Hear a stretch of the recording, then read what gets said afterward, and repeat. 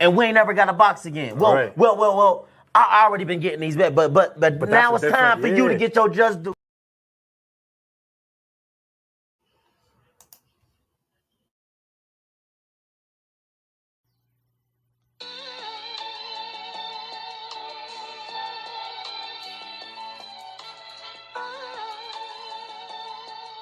Yeah, you know the deal.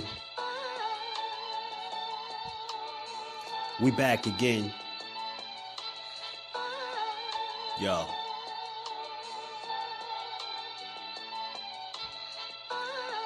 A round of applause for Jersey's finest. A lot of content creators not worthy, but they minus. They get offended and start singing like the whiners. Talking like they tough, but it's only screaming and whining. My homie JusDueBoxing is the cat you don't come to. Your squad get run through. By the time you come to, you duck food. You suckers talk tough on the internet, revealing all your threats. Now we got you trapped in the net. JusDueBoxing be on this grind, y'all better hustle up. You deadlifted 90 pounds, we doing muscle ups. There's really no comparison. His voice sound like a derringer. Throwing a towel is just embarrassing. My dog Just very philosophical and psychological, and he mixed it all with good boxing news. These YouTubers feel like Bishop, I guess they got the juice, but it's lonely at the top to Just feel like child abuse. Be respectful, he don't want to talk wild and loose. If you can't relate, you get dismissed like a mild dispute. These weird cats will tell lies that then they hide the truth. Why beyond views? You lose your life when you collide with dude. It's JusDueBoxing. All you cowards quit jocking. Kirk is official with no other options. Yeah.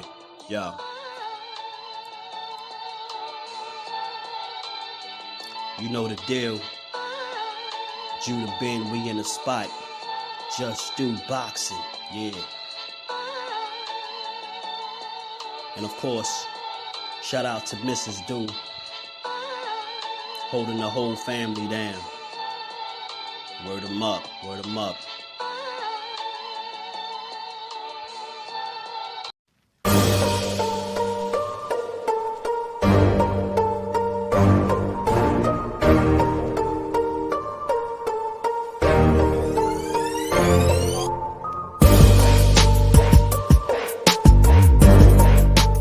You're feeling like you can go take Undisputed? For sure. Even if it's 75-25? What?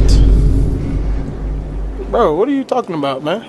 That's the issue right there. I know what I'm worth. I know who I am. I know, like, at the end of the day, you're not going to tell me, oh, we're going to offer 25% to Shakur. Yeah. But we're going to give this person this much, or we're going to give this person this much, and that's not even right. You only doing that because you don't want to fight me. It's basically a move for the public, I guess. Yeah. Because I pressed them out.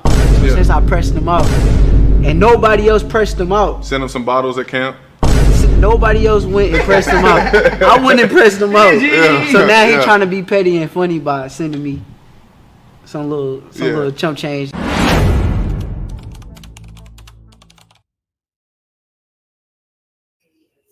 Pressure bust pipes. Pressure bust pipes. Nah, let me stop.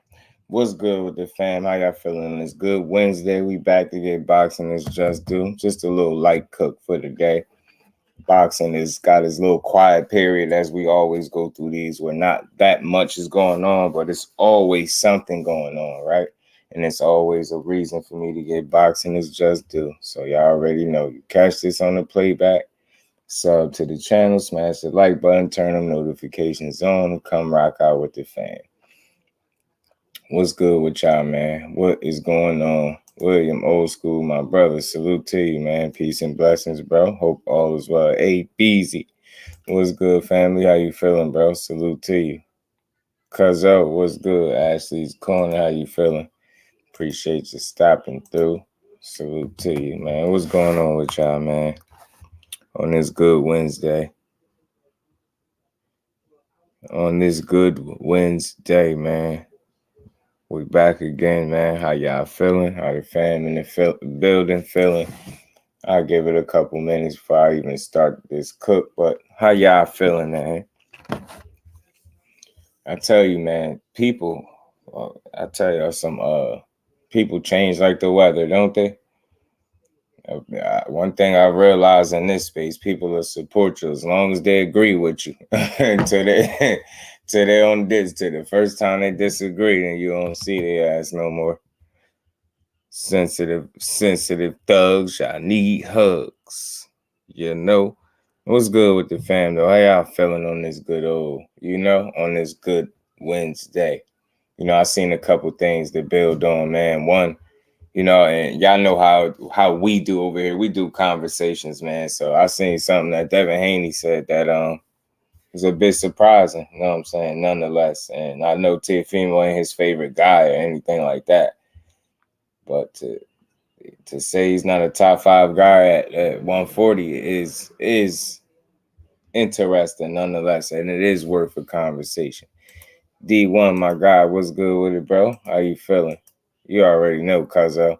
It's so much stuff I be wanting to say sometimes that ain't even boxing related that I be sparing people, man. I swear I do. When I come up here, I be sparing people. Patrick Bell, what's good with it, Pat? How you feeling, my bro? Appreciate you pulling up. Salute to the family, man. I hope they sending these notifications out. You know. But I see, I thought this was interesting, nonetheless, coming from Dev Haney. And he said he wouldn't say Teofimo is the guy at 140 either. He feel like that guy is Regis. And it makes sense for him to say that. It's not like he's slighting Teofimo necessarily. You would expect him to say that because Regis is the guy that he's fighting next. So if you smart, you'll big up the guy that you fighting. You know what I'm saying? And with hopes for people to be wanting to see this fight. I hope they do too, man. I'm ready. I hope we get a fight date. Like I said, it's been dragging. Thomas said, what's good with it, bro? How you feeling, man? I'm gonna pin a link in the chat too, just in case, man. I kind of want to hear from the people today, man. It's one of them days. How y'all feeling, man? I think if Teal not the guy, then Cambosis was the guy at 35. You dig what I'm saying? Man, and he got to be looked at as one of them guys at 140 coming off the biggest wins. He just beat Josh Taylor too, man. So he got some big wins under his belt. Aisha, salute, Queen. How you feeling today? Appreciate you stopping through. So again, it's never about arguing or disagreeing with Dev. It's just interesting that he said that, right? I'm not here to tell him, you're capping, you're lying. It's just interesting that he said that, but I do think Teofimo is the top guy at 140. And I think we all just seen why. You know what I'm saying? We seen one reason why he's the top guy at 140. Seen the way he took apart Josh Taylor, and even in the Catterall fight, Catterall wasn't able to do that. You get what I'm saying? Catterall definitely wasn't able to do what Teo did to Taylor, right? Midnight, what's good with it? Salute to everybody in the build. Big Tony, what's going on, fam? How you feeling, bro? Appreciate you stopping through. Yeah, you just be joking, man. Some of this stuff is jokes because one thing I hate though is when people think that we hate on over here. This is a hate-free chat, right? We don't hate no fighters, no boxers. We rock with who we rock with, but most importantly, we rock with boxing as a whole. You know what I mean? We support all these dudes, but I thought it was interesting that he said that he feels like Teofimo and the top guy ain't the guy. And in another article I read, say him feel like he's a top guy at 140. And I'm like, man, top 5 guy. I'm like, man, I definitely think he's a top 5 guy for sure at 140. I don't think you can name 5 other guys that's better than him at 140 that you would rate over him. You get what I'm saying? Just what it is. Ghost, what it do, family? What's good with it? T.O. is the guy at 140. Teofimo Lopez having just beat Josh Taylor. Big Tony. Bro, what's good with it, Ghost? How you feeling, my bro? What's good with it? How you been? YK Mel, what it do, fam? How you feeling, bro? Jonathan, what's good with it, fam? Breeze is starting to make me scratch my head. Hey, man, you could come on up, Jonathan. I'm about to pin the link just in case people do want to come up. I do want to hear from the people today. Today is one of them days. I want to hear what the people got to say. But look, y'all know it's a new format. It's a new way of building on this boxing. And the way we build is the people have a voice. As long as you within logic and reason and respect, I want to hear what the people think. You might agree 100% with Devin Haney. You might not. You get what I'm saying? But it's always a conversation with your boy Just. Nobody is wrong over here unless you just talking crazy, right? You get what I'm saying? At the end of the day, fighter's gonna speak a certain way, and I feel like it's okay for him to speak his mind on what he feel like Teo is or Teo ain't, because he can get in the ring and do something about it, right? He can get in there and fight him. But again, we know, with Regis coming up, we just want to see the fight. But I get you. You said Regis making you scratch your head. Come talk to me. Teo has a belt. You have to take it. Take one before you say that. That's true indeed, cuzzo. True indeed. Ghost was good with it. Was good with it. Big Tony, the rest of the fan. What's going on with it? T-Rams beat Josh Allen to be at his best. Sandra Mars beat Mikey Garcia. First loss at 140. If he ain't the guy, nobody is. That's a great point, Ghost. You know. Ricky Williams, my bro, always showing love. Putting that color in the super chat early. Livo Greasy Bear. What's good with it, Rick? How you feeling today, bro? Appreciate you stopping through. Always supporting the grind, man. Much appreciated. And we ain't never got a box again. Well. I already been getting these bets, but now it's time for you to get your just do. Yes, sir. Yes, sir. I'm talking about my bro and sisters. They know what I'm talking about. D1, my guy. What's good with it, bro? Yeah, got some hater syndrome. All I do is hate on everybody and claim everyone ducking them. I get you. The man is Teal. He has beat 2 men in a row.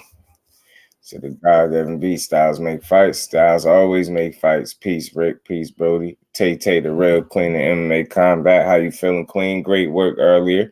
Great work, by the way, man. Great work, man. You are an addition to the MMA, an asset to the MMA community. Appreciate the work. I just like saluting the content creators that grind, man. What's up, good? Resume Jonathan, what's good with it, family? How you feeling, bro? The reason why I was saying that. No, talk to me. It's all good. It's always a conversation with Just, so it's all good. The only reason why I was saying that is because he said he was gonna fight. He could fight Bronner in December, and I'm like, shit. If you willing to fight him in December, why not Dev in December or November? So. It's kind of weird. You want to move a date for anybody else but him. Right. Are you second guessing yourself? That's the only reason why I'm saying that. Yeah, I get you. And it's always that's why I say, man, I do content different, bro. I ain't gonna argue you down about what you think. I get what you're saying and why you're saying it. I'm gonna just always add something for you to think about. And only thing I can say, like, just being fair to that situation, I can look at it on both sides. You can look at it on one end where they trying to move the date, but not just moving it just to move it, right? They have a reason for it. Now, whether or not people want to agree with that reason, that's up for people, right? But for me, I understand it. They feel like they don't want that to bump into, the Tyson Fury and Francis Ngannou fight. Then when you go a bit deeper and you think about that, like initially people be like, it's cap, right? The BS or whatever. But then when you look a bit deeper and you kind of speculate, you would think like casual fans are not going to pay for 2 events on the same day, right? It's going to be one or the other. You get what I'm saying? You have some people that probably participate and get both events or whatever the case may be. But ultimately, people would have to choose. So I can understand that on Dev and Bill's side, right? Wanting to move the date. But then on the side of Regis, you can also understand that why y'all not honoring the date that I signed. You get what I'm trying to say? So it's like you gotta be able to get what I'm saying. That till he said start naming people that's like AB. I love him, but he is not in the shape to be fighting for a belt. Like I don't. Deep Free was good, bro. Like I don't want to see him fight Jose for a belt. Diaz was good, bro. I'm with you. Pick the shit you chose for the thumbnail. Yeah, I got the little clip in there, cuzzo. We want to talk about that too, but I get you, man. It's always a good conversation. I just hope they they square a date away, because I'm just a realistic, fair person. And the more I always say this, the more I speak boxing, the more I'm seeking to understand instead of criticize, right? I think everybody take that approach with everything in boxing. As soon as you hear something, it's like, oh, why is he complaining about the date? It's like, all right, well, think about it. Try to find an answer to that question. I'm that guy. You get what I'm saying? And that's the only thing I could think of, right off top is he got a point. Honor the date that y'all, you sent a contract was sent to him for him to sign on the date, and that's what he did. You get what I'm saying? So you can understand the frustration. And even him, he alluded to it. He said y'all doing some dirty stuff. Then he called himself, well, not dirty, y'all slick. You get what I'm saying? He get it. Y'all just being slick in this business, right? So I get what he's saying. I was understanding what he was saying all the way up. Like when he said Regis or Matia's name, I cannot be like, oh, why he saying their name? But I can say that when he be like Adrian Broner. It's like, okay, we seen his last fight. He not ready for a title fight. Flossy Sports TV, my bro, what's good with Flossy? Now I get you, and I think, and this again, we just spitballing and coming up with things why he might say something like that. And I think some of that too is also his frustration coming out. Well, I ain't got to wait on you. Like, who you think you is? Like, listen to some of the stuff he said. You ain't no draw. Like, you ain't just, you get what I'm saying? It's you hear it. Some of the frustration, like, who y'all think y'all is to just move a date, and I done signed on it. So I'm just a guy that's going to understand it on both sides. Dev, like, man, just chill out. Like, he taking it in stride. Like, man, just chill while we work this rest of this out, man. Go holler at your boss. Like, you get what I'm saying? Yeah, I'm really starting to get mad at Eddie, because what are you not telling him? Yeah, right. That's right. You know what I'm saying? Right. Yeah. It'd be that too. That's why I say it's not always, for me, the conversation is not in an effort to try to point blame at somebody. That's corny. Let's have a real conversation. Let's explore why Regis might be feeling the way he feel. You can't tell him he wrong, and then you can't say Dev is wrong. I mean, you can pick and poke at it. You can disagree with it, right? But you can certainly understand if they being sincere. Then all right, I see you, Ghost. I see you. It's a totally different event. It's not boxing. I get all of that, but the one thing I will say, just think about that. Casual fans having to pick between two events. You get what I'm saying? I could see that being a problem, right? To some degree. So I get it, man. I just hope, like, at the end of the day, and that's why I say blame and trying to blame one guy or the other, that's weak, because do that get the fight? Nah. So, like, I try to understand it, and, I really hope that they maneuver away. I hope Regis don't grow too impatient and frustrated with the situation. And I hope he's willing to kind of, you get what I'm saying, bend to be a little more flexible with the date and revisit it, you know what I'm saying? So they can get a fight. So y'all can make this fight. That's a good fight for you to make. It's definitely a better fight than a Broner fight for right now. Like, I get it, what Broner's accomplished. We all do, but let's be real. We want to see somebody that can actually, that we feel like is really going to threaten you or have an actual chance of beating you, because of, you get what I'm saying? They've been in the ring in recent memory doing their thing. So it's a no-brainer. Like, I just hope he stay paid. I can't tell him what to do or how to feel. I can just try to understand where you're coming from. But in doing so, I hope he's able to stay patient with this situation and don't just, like, let this opportunity fall by the wayside. Hey, just on a much more lighter note. Right. Did you see Shakira interview? I got a love-hate relationship with that dude. You said Shakur interview with Oscar? No, the interview he just did it. I think it dropped yesterday. I forgot what channel it was on. Who was it with? Do you remember? Who interviewed? I had to look it up. Who interviewed him? Because if it's something I could play, like, we'd play it. Like, it's all good. We all, and I don't care how nobody feel. You can go ask Shakur. I'm not one of them sensitive people. He didn't say that go at him. You know what I'm saying? Like, I just hate personals. I just hate the personal. But in terms of just going at him, you feel like you want to go at him, shit, it's cool. I'm gonna always rock with him and stand tall, but I don't support nothing that's crazy. You get what I'm saying? Like, he was saying some real stuff, but I just like how it was funny. You know what I'm saying? Okay, because he throw that little shots in there. I love that. Zoom verse, my bro. Much love and appreciation, Zoom. Appreciate you, bro. Salute to everybody in the building. Y'all smash the like button. We just gonna build, and if y'all want to come up, y'all could come up. if you got time today, I would show the interview because he was saying some good information in there about what's going on. You know what I'm saying? Why he ain't getting the fights. Trying to think what they let me show this. Because he also said in the interview, he said he wished he didn't spar everybody because he'll probably be getting more fights. All right. Appreciate it, Cuzzo. Nah, I didn't watch this one. I didn't watch it. I mean, nah, we definitely got time. Listen, we here to build. Time said, check. It's in my DM. Appreciate you, Cuzzo. I just pulled it up. Yeah, man. And that's why we like listening to these things. Again, for me, I just be trying to urge everybody to enjoy it. Whether you disagree with what he said, you can attack the argument, but not the person, even if that's what you want to do. And I think I just got to highlight that. Even when we talking to each other, like if you're saying something that I disagree with, even though I'm not a disagreeing type of person, I'm supposed to attack your argument, not you. You get what I'm saying? People be going at each other. This might be the corny way, but nah, I encourage like grown man behavior. Like let people get their stuff off and you get yours off. I believe in that. Like give and take.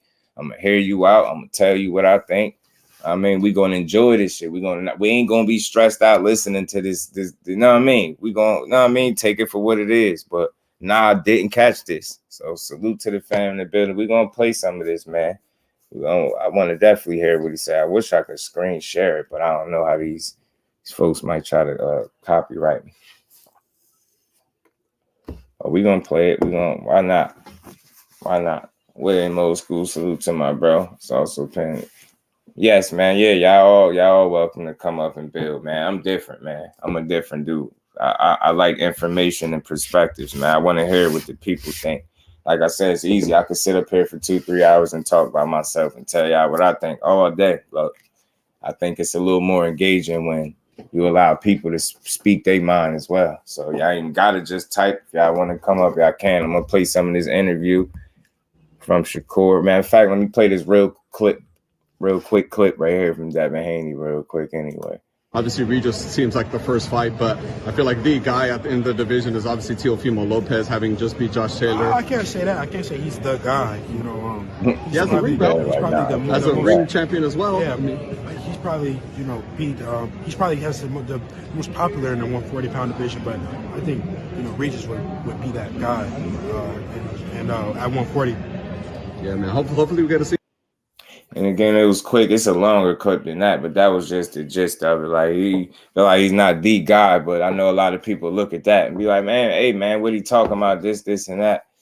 And I get it. But if you think about Regis and how long he's been there, right? I think that's what Dave is considering. And then you got to consider the fact that that's the guy he's fighting. Of course, you big up the guy you're fighting. It makes sense for him to speak that way. But I don't think it's just something egregious that he's saying. I think when you just look at it a little from that perspective, like, Teo has wins there. Regis' career has been there. So it's a little bit different. You know what I'm saying? So even though he got the big significant win, but, you got a Regis program that's been there putting in the work. So that's what I do understand from it. See, Wood, what's good with it, fam? How you feeling? Hey, did you see all the bull going around talking about Terrence on steroids? And I'm like, man, that bullshit people be saying. Booing? People were saying on Twitter, on steroids and shit. I'm like, man, that man. Yeah. And again, you know me, bro. I'm all about the integrity of the sport, no matter what fighter it is. If he's never given us a reason to look at him in that light, I'm not gonna fish for reasons to look at him in that light. I get it, the whole Snack Victor Conte thing. I understand, and the timing of it is just, I get it, bro. And then when you see the performance, you're like, damn, man, it's all lining up for those type of people. And I'm a good conspiracy theorist type of guy, but in this case, there's nothing there. There's nothing there. There's nothing there. And I'm glad it's nothing there. You get what I'm saying? We gonna call. You gotta call like 7 other fighters dirty. Right. I'm not about to. Yeah, it's fighters that we really can deem dirty because we have the evidence and we can call that what it is. But for the ones that, if that's not there, I'm not gonna make it be there. You get what I'm saying? That ain't cool. I really care about the sport in that way, like especially when I'm speaking on it. Like I'm not gonna do that to them. You get what I'm saying? It's just I can't do that. I can't do that. It's far too many dirty guys, and I just don't feel like Bud Crawford is remotely close to being one of them. You know what I mean? He just had a spectacular win. Timing matters. Things, you know, the stars aligned in his favor. You know what I mean? With the work that he's put in, and all of it's built up to that one moment. He did his thing. That's how I look at it. I can, you know, we deep dived on it as well as what we thought. Why Earl might have looked that way, but at the end of the day, Terrence Crawford did his thing, man. And that's where I'm going to leave it for me. You get what I'm saying? Yeah, y'all welcome to come up. Y'all already know Demetrius Andre with Snack. You get what I'm saying? People say he can't punch, so. And I ain't trying to hear it. Fimo, smoke the guy, be Regis. Devin, bogus 10K, what's good with it? And then again, 10K, the only thing I could think of, bro, Andrew, what's good with it? The only thing I could think of is the fact that Regis's career has been at 140 as opposed to having a significant win or two, if that makes sense to y'all. That's the only, and that's just me trying to understand where he coming from, why he would say that. It's easy to just jump on his back and be like, you tripping, but again, because I know that's like a knee-jerk reaction when people hear that he say that. But for me, I'm going to try to understand it. Again, like, is he just talking crazy? Or is it, you get what I'm saying? And then he spoke on it a little bit, like popularity. Yeah, T.O. might have that. But, you know, in terms of the guy, he would think it would be Regis. Simply, I think, because he's put the work in at 140. His career has been there. You know what I'm saying? You already know. Appreciate you, Jay. Appreciate you, bro. Brian Hart Sports Nation, what's going on, family? How you feeling, bro? Right. You already know, C-Wood. We ain't going for the slander of the fighters, man. We hate it. Right, Thomas. You know, Miss Joe, salute to the queen. How you feeling today? Appreciate you stopping through. Grind hard. What's good with it, fam? We just look average against who's like 10-1, big underdogs. He'll just beat the guy. Yeah. Nah, I get it. But again, that's the only thing I could think of. Regis' career has been at 140 as opposed to having a significant win. Do you get what I'm saying, yeah? As opposed to one significant win, one guy has built his career there. See what I'm saying?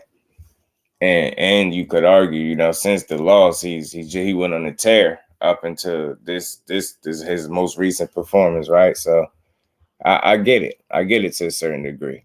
You know what I mean? To a certain degree, but it's all subjective at the end of the day, right? You get what I'm saying? He got an opportunity to prove that right. You get what I'm saying? So we better hope he ain't the guy when he fight him, right?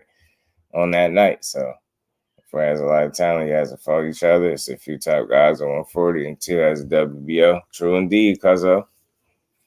Teal number 1, Catero 2, Regis 3, Matias 4 in that order. Resumes and body works matter. I feel you, Ghost. It's all good. I feel that. Rick, what's good with it? Salute, bro. Appreciate you, man. Appreciate you, fam. I don't know. There are 13 140, not just Regis. We're the one top guy. Absolutely.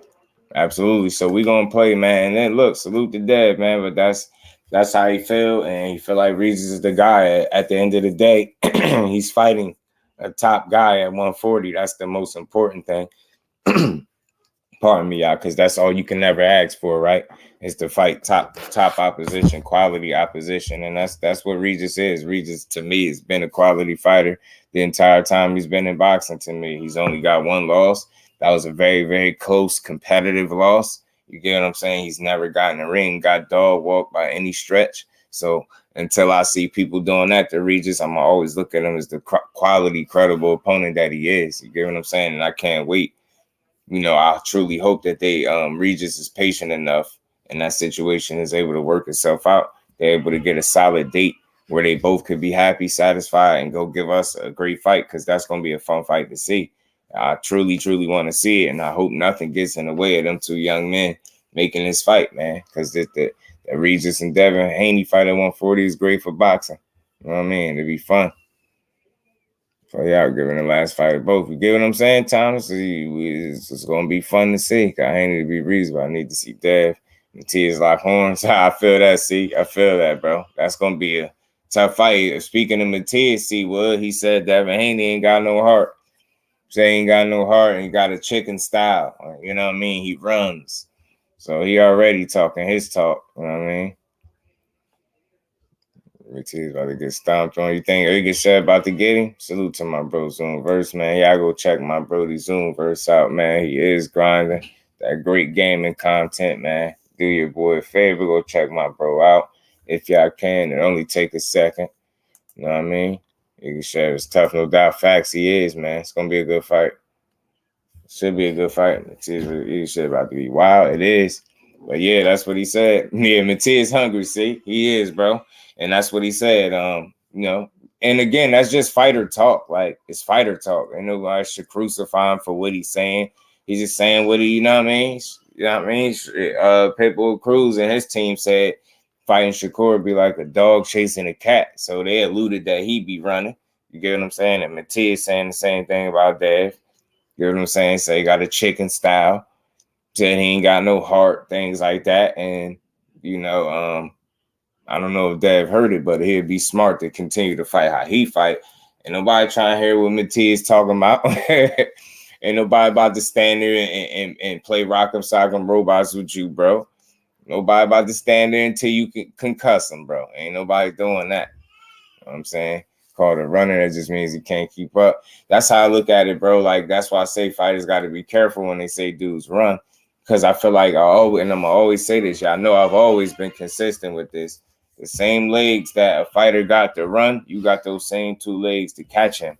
You get what I'm saying? This ain't track and field. So if he can run, you should be able to catch him. Cut the ring off and catch him. Like, I'm not trying to hear that running stuff. Unless somebody straight up do a Karen. If you do a Karen, then that's wild. Like, that's the closest thing to running in the boxing ring, is what Karen did against Boots. It's an amazing 147.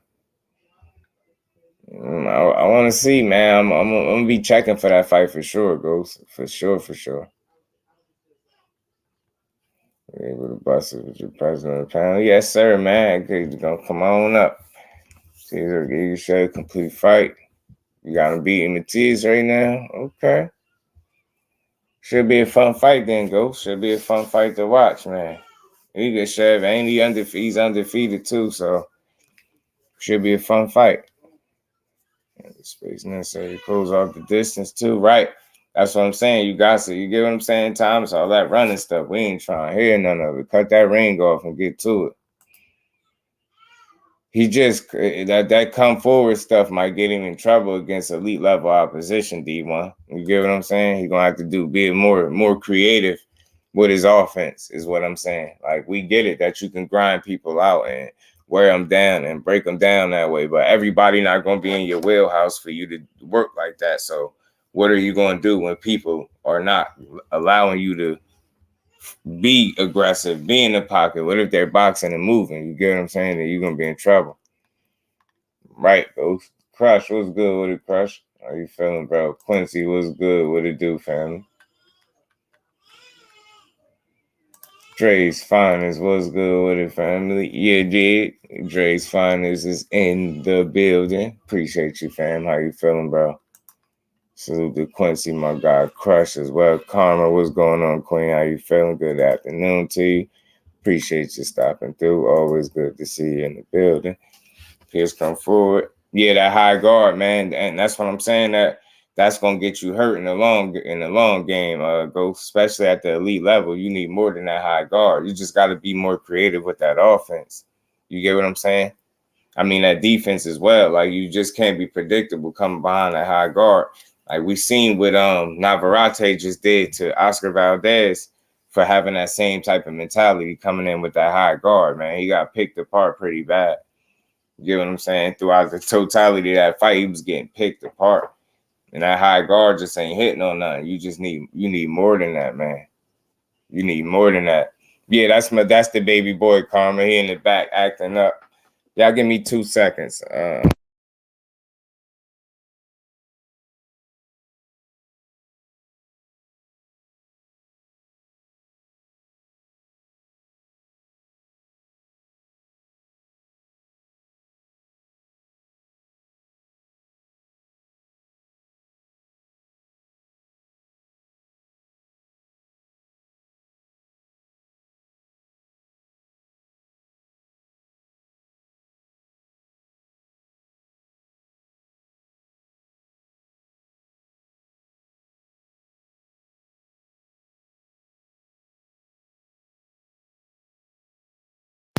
My bad, y'all. Sorry about that. Yeah, that's bad. Yeah, Karma, the baby boy. He is look, just hit a month old on the 18th. He is so greedy, man. When you hear him crying, it's more than likely he's starving. Or not starving, but you know, he's a greedy dude. Greedy dude. Yeah, great job. Yeah, man, you already know I'm always down to get a good panel going. I told y'all we're gonna start doing more of these, man. We can build all day long. But y'all always welcome to come out and build. Crush, what's good with it, bro? Not much, bro. You kind of low.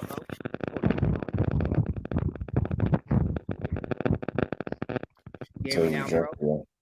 Yeah. Yeah, I can hear you. You got some static in the back. Or just pop out and come back in. No, hold on. I know it. All right, bet. He's out. That sound better. How that sound, Just? Yeah, cool. that sound better right there. What's going on, everybody? How y'all been, man? I ain't been able to do my thing lately because I've been on this heavy detail, but I'm gonna have some time tonight because I got some stuff I'm gonna cook on. But hey, man, just to come up and kick it with you, you know, as you cook, talk for a couple minutes, man. It's a lot going on. For Dev to say that T.O. is not a top 5 at 140, Dev is dead fucking wrong. He's dead wrong.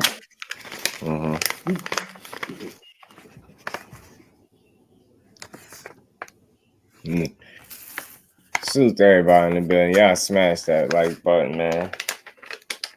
But yeah, I think the only, and just to put some context to it, he was saying like he ain't the guy at 42, and the reason I feel like he maybe possibly said that is because Regis been at the weight class. It's the only thing I could think of. You get what I'm saying? And right, like Teofimo obviously is the more popular out of the two, but he feels like, you know, I guess Regis is the guy. And again, another thing I would feel like that because he's fighting, so it would make sense for him to speak highly of the guy you fighting anyway, right? And if just simply because, you know, Regis has been there, his career has been at 140 as opposed to, like I've been saying, instead of Teofimo having a significant win at the weight class.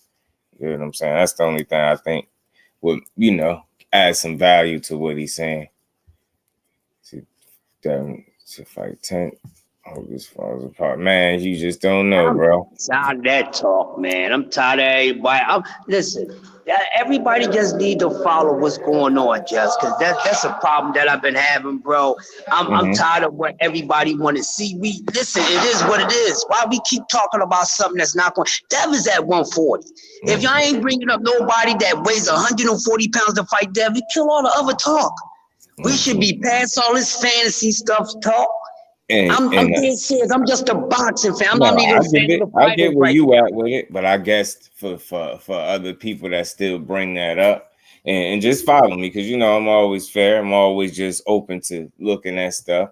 I think what will stop some of the talk, Crush, is if he stopped like blurring the lines with making people think it's a possibility that you're coming back down. And look, I'm not a fan of telling people when to let go of their belts. I have never once called for them to drop anything, but I think that will also see some of the talks too, because then people will feel like, okay, now you're officially at 140 and that's where you stand. You get what I'm saying? Yeah, but I think hanging on to the belts, you get what I'm saying, gives people like, hey, man, hey. Why hold on to the belts of the weight class that you're never coming back down? Is it a chance that you're really going to come back down? And I get, you know what I'm saying? If he lets those things go, and look, I'm not calling for him to let go of anything, y'all. I'm just saying I think that's what keeps those talks alive. And I think when he officially does make it to 140, has a fight there, I think once he sees how he feels, I think his body will tell him, you know, health-wise, it'll tell him, hey, man, this is where I need to be. And I think as a result, when he sit down with his team, that's what they'll come up with. Now, I could be wrong, but, you know, that's just what I think. And I don't have no problem with him staying at 140. But I think, like I'm saying, I think that's the only thing that makes those talks still alive and well. Just got to let go of the belts because there's still some remnants of 35 in your future. If you get what I'm saying, because what other reason would you have for holding on to them? And you know, right. only Let people them shits go. Let them they go. want to see right. And that's the only thing I can say. And that's with respect. I'm not telling that man to let go of anything. I'm not advocating that, yeah, you got to give him up. So you're holding up the division. I don't even want to go there. I'm just going to lay it out and let people digest it how they will, bro. If you don't let them go, people are going to go down there and defend.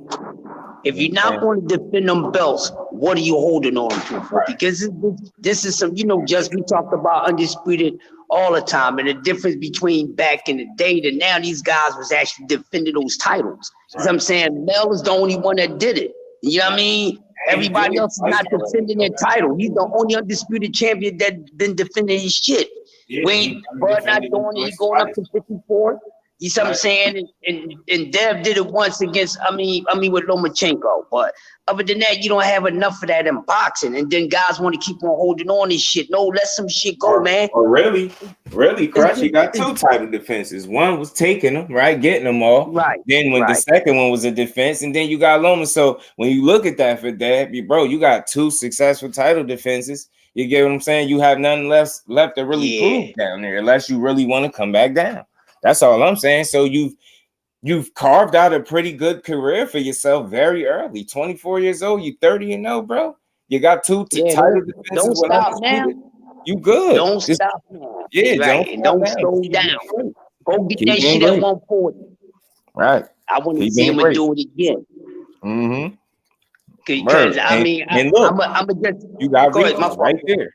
You got 1 title, like, you get what I'm saying? You win there, now you a champion in that division. You get what I'm saying? And now here go your second reign starts now. You get what I'm saying? With Regis. So I like that. That's just where I'm at. I just want to see the fights, have these dope conversations, and see the right kind of fights. And look, we got one. I just hope they're able to, work out that date, man, so we can get it.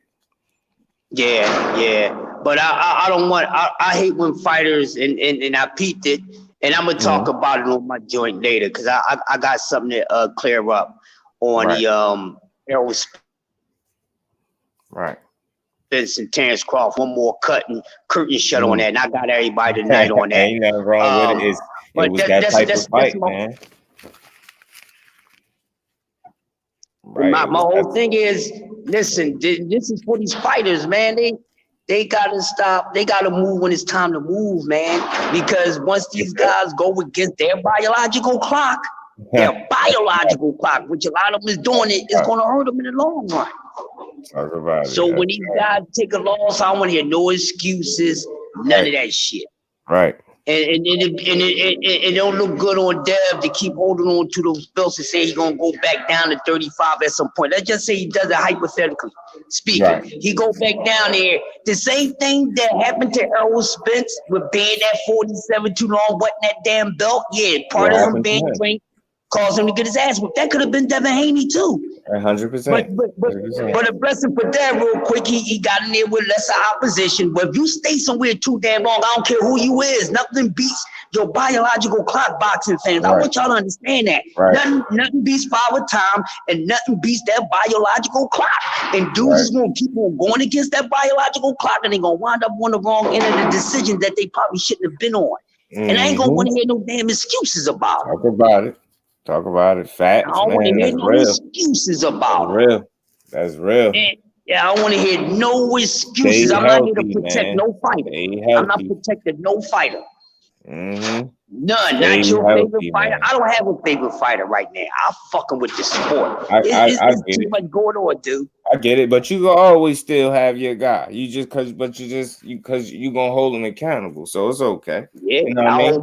I can tell people in a heartbeat. Like for the first few months, like maybe it was a while before people knew who my favorite fighter was, and if I never said none, they wouldn't know. But I knew I can tell people because I know I can keep it solid no matter who I rock with. And I always say that to people, no matter how much you think I rock with somebody, if you can point out one time where I'm not being rational, logical, and reasonable about anything pertaining to him, then call me a damn fanboy. I have yet to just, demonstrate that type of energy. You get what I'm saying? When it comes to him, Shakur as a fighter, I just haven't done it. You get what I'm saying? Ain't no fanboy behavior. I could tell you why I could appreciate the young fighter. You know what I mean? This was far before he was even a professional. Like, you got to be real. Most dudes' favorite fighters, man, they'll see a few professional fights or so before that happened. For me, I seen the journey, so it's different. And I seen a consistent growth and maturity with a young fighter. And if that man stays on the path and keeps staying disciplined and hungry the way he is, man, the sky's the limit. You can't tell me it's not. That's why so people, you know, rate him so highly. It's his potential and ceiling, man. Like, he got the potential to go very far. He just have to stay the course and get the right fights to prove it at the right time accordingly. You can't just anoint nobody the king, right? And that's fine. That's cool. But we at least know when it comes to that eye test, it's deeper than the eye test. You know you got one with him, and you just got to give him the right dance partner so he could prove it. You get what I'm saying? Always. Salute to Dre Finest, man. So Thomas said, what's good with it, my bro? You already know, Dre. What's good, Thomas? How you feeling? It's all good, man. It's a blessing each day we get, bro. So it's even more of a blessing when you get to let me come up on the panel, man, and just you already know, with you good brothers and sisters that may come up on it. Crush, I just wanted to piggyback off of what you said, bro. I agree with you, man. It's time to rock with the sport and to push the sport further. Right. I mean, nothing taken away from Crawford because it was a phenomenal performance by Crawford, but you could tell that it was a performance against a person that wasn't himself, like he normally is in that ring. Now that's not taking anything away from him because he went up them 3 steps. Every time you go up them 3 steps, is protect yourself at all times. Exactly. And he wasn't able to do it, and Bud showed you what happened when you ain't supposed, when you can't do it. Right. You know, he got him up out of there, and he deserves his credit. Right. The thing to go into now with the Devin Haney situation, I don't believe anybody truly wants to see that fight at 135. No.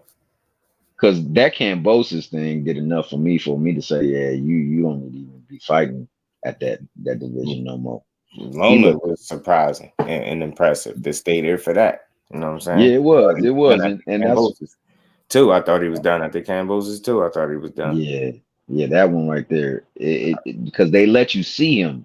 Right. And because they let you see him, they would never let you see him look that bad again. He was squeezing into the fights to try to get that thing. And I mean, I give him his dap because, I mean, even though the fight could have gone either way, he still made it a competitive fight against a very good fighter. You know, I can only imagine if he was like stronger and healthier, it wouldn't have probably been as difficult for him to get around Loma. So he needs to move up, no doubt about it. Absolutely agree. And anybody who wants to see that fight should not want to see it happen at 135. Likewise, I think that Teo is a very important piece in this whole division because not only is he the most recognized fighter in that as a champion, but he actually can bring the element of Tank up to that division. So if you have Regis and Devin fighting and getting one belt, Ergashev and Matias fighting and getting the belt. Then you have Tank and Teo fighting and getting the belt. They're gonna have to unify at some point in time. And since it was true of them just not too long ago, what about a couple of weeks ago, that they said they are ready to fight Tank right now? Well, if Tank can go up there and get that belt, we have access for them to fight there at that division. And he can maintain that. So that's good. Also, I want to say on the back end of that, at the 135 division, I think that Bob is really posturing right now to try to keep them belts. Speaking out of both sides of his mouth too. Yeah. No doubt, because that's Bob Arum. We know that. We know that. We expect it. But he's posturing, and I believe this is what I believe. This is why I believe that with the bros. That's why I believe that information that you got is rock solid, bro. I think he really is trying to make that fight with Frank Martin because he's trying to clear up on his end that the 1, 2, 3, and 4 fighters be top ranked fighters that they fight for those belts. So if I can get Frank Martin the F up out of here, then I eliminate PBC. And the good thing is that he got a little freedom and flexibility on the side of Frank Martin, where he's not tied to the PBC or exactly promotions fighter. So that should make that fight easier to make it where you essentially don't have to cross this imaginary street that I've been trying to find the address to for years. But till somebody give me the damn address to this street that people keep talking about that they gotta go across, I refuse to believe it's there. It's an imaginary street, and like I said, with that fight, they wouldn't even really have to cross it. Just make the fight. And please do right by us and make this fight for both of their sake. Frank 28, that'd be a very good test, a very good win if he's able to pull it off. For Shakur, we already know the story. He's been itching and chomping at the back for a 50-50 fight or a quality opponent. And this has shut a lot of people up because it's a lot of people that feel like Frank could win. And I have no issue with it. It ain't even about arguments. It's about a great conversation and an even better fight when it happens. So I just, from what I've heard, it hasn't changed yet, which I'm still feeling optimistic because I didn't hear nothing alarming that would make me think that it steered from this direction yet. So I'm just hopeful that it's going to go the way it's going because I ain't heard nothing yet that make me feel like, man, it ain't, you get what I'm saying? So I think this is a real possibility, man. They'll have to be fools not to give us this. They will have to be fools not to give us this right now. It's an easy fight to make. You put this on Frank Martin desk, his signing any day of the week in my any day. Yeah, any day. Let's not play with this, man. We know these two dudes is hungry, and what better way to prove it? Like I know Frank Martin look better than he did in his last outing. You know what I mean? Because of who he fighting. I know it. Just the fight alone, man, make both of these dudes step it up, and I guarantee we'll see a great fight. You already know how I'm rocking, but I ain't just blindly rocking because I'm no fan. I tell you the reasons why, who I think will win and why. But aside from that, let's just get to the fight first. And like I said, from a source that's been solid with me, and I'm telling you, this dude has predicted it, or I don't even want to call it predicted. He told me about 3 or 4 fights and the opponents of fighters before the fighters come out and announce them themselves. And they've all happened with 100% certainty. Everything he's told me thus far. So, and even if this were not to come to fruition, I wouldn't even hold this against him because the information is still 100. This would just mean that somebody threw a monkey wrench in it somewhere. Get what I'm saying? Information is solid as you can get it. It's as solid as me speaking, reaching out to somebody that's right in the team and saying, hey, what's going on? You know what I mean? What's up? And this is that. It's that. It ain't like somebody pass it down. This is a matter of somebody contacting the right people, asking the right question, getting direct answers, and then being able to, place something in my lap where I can talk about it with some type of confidence that it's going to happen. Edgar Chavez Jersey is in the building. What's good, bro? Jersey. How you feeling? Boxing news. How you feeling, bro? Appreciate you stopping through. Safe travel, road, bro. Yeah, and further elaborate on that too, because you on the right. You're on the right. You definitely in the right there, because they were supposed to have him go against Loma, correct? But now they're trying to push Loma against a person that we saw with our own eyes lose against Maxie Hughes. But by doing that, you still keep the rankings over there in your side of the favor, on your side of the street. So I can any one of my 135 stable, and they got a host of names.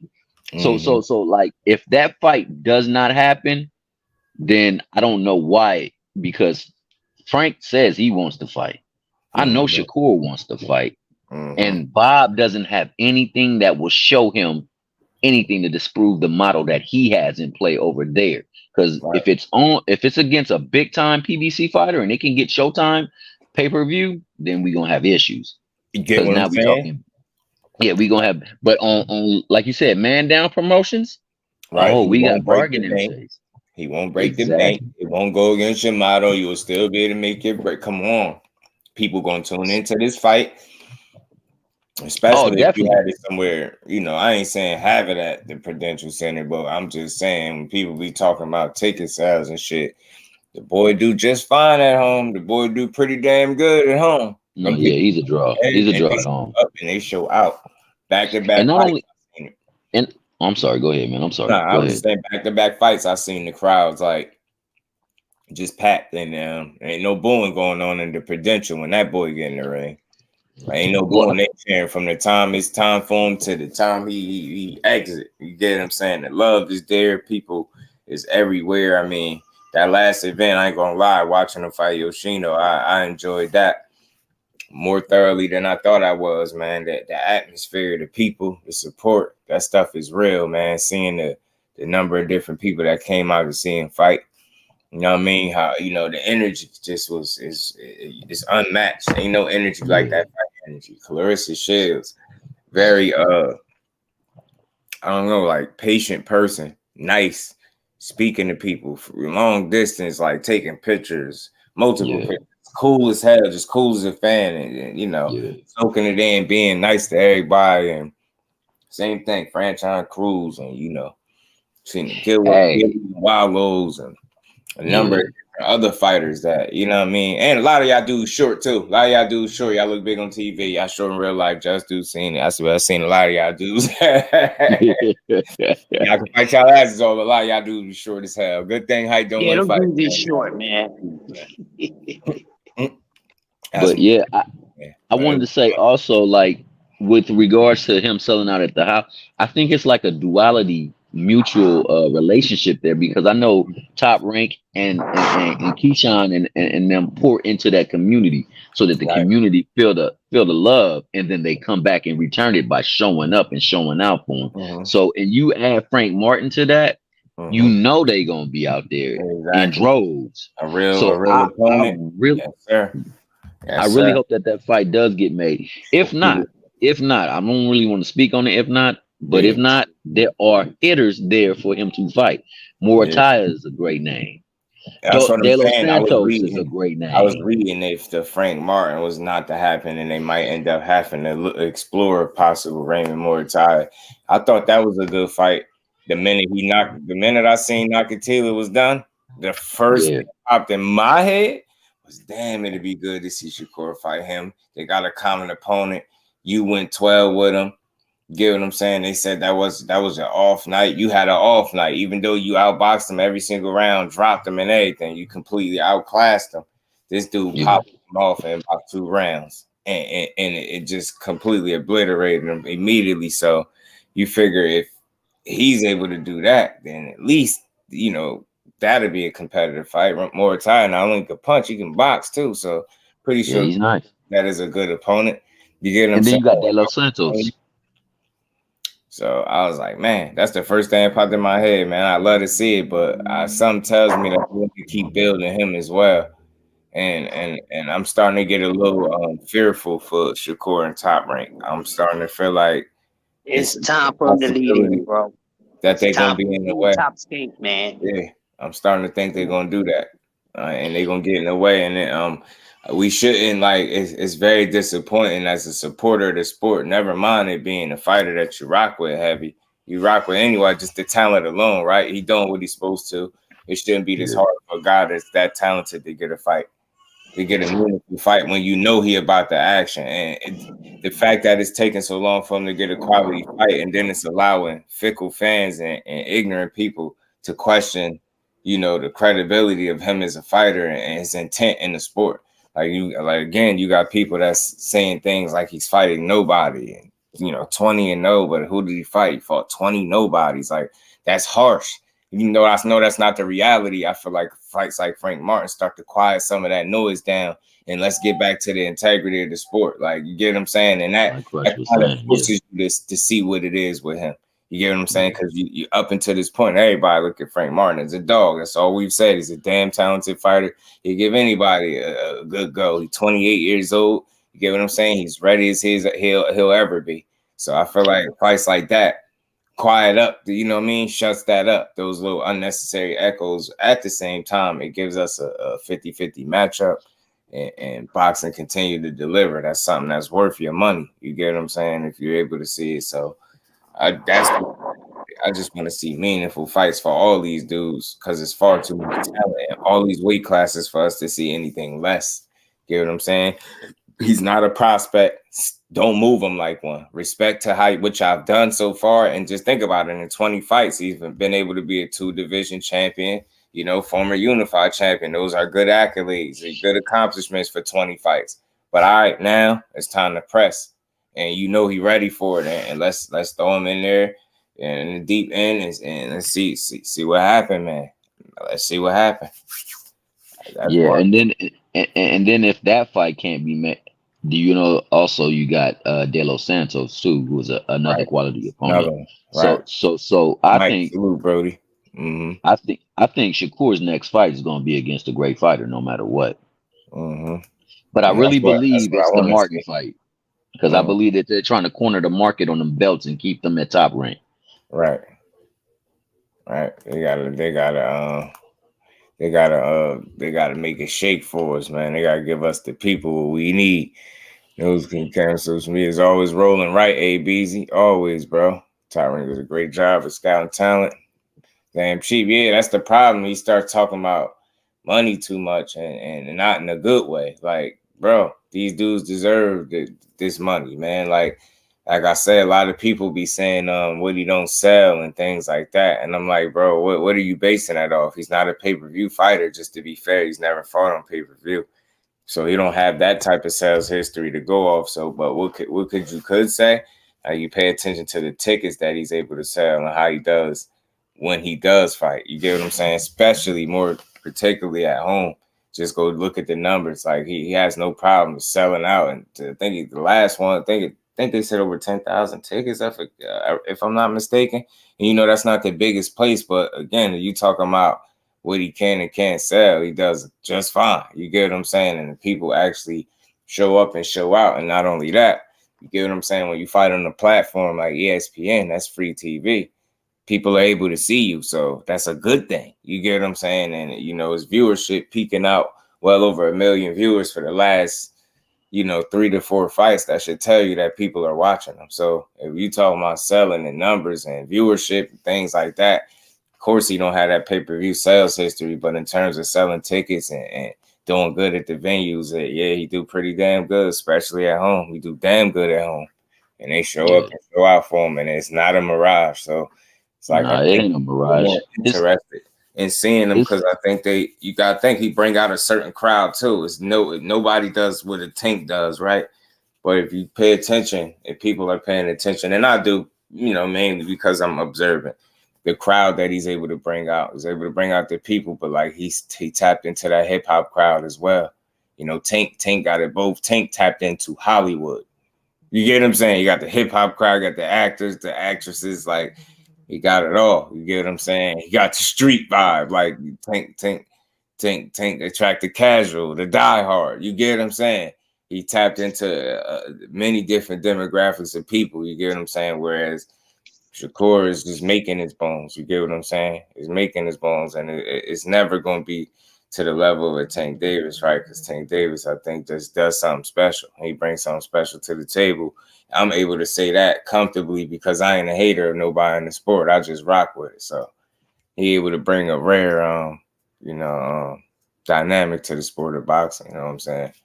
Where he's able to be that guy who does well out there. The credential, absolutely, and very well, damn well. And I've seen it the last 2 times back to back for sure.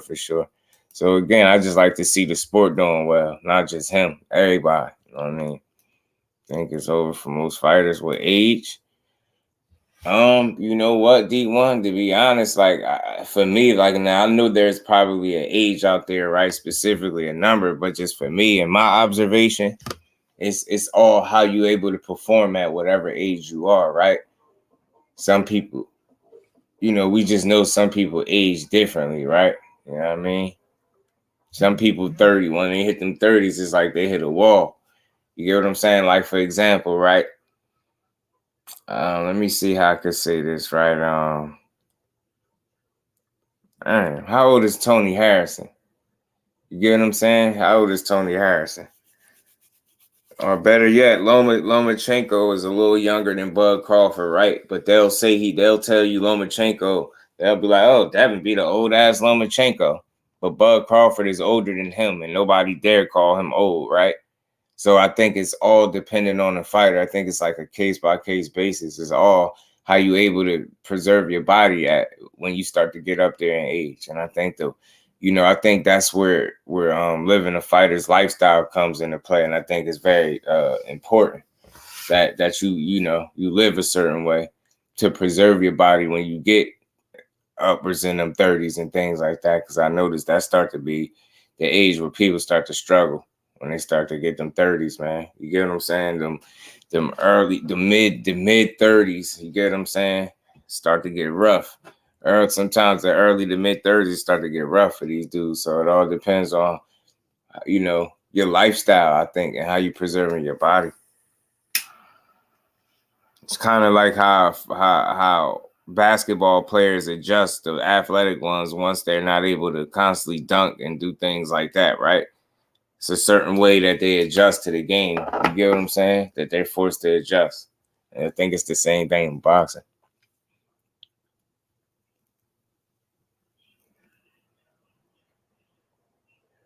You like that attendance goes to each fight? Yeah, and facts. His attendance definitely be growing, bro. It definitely.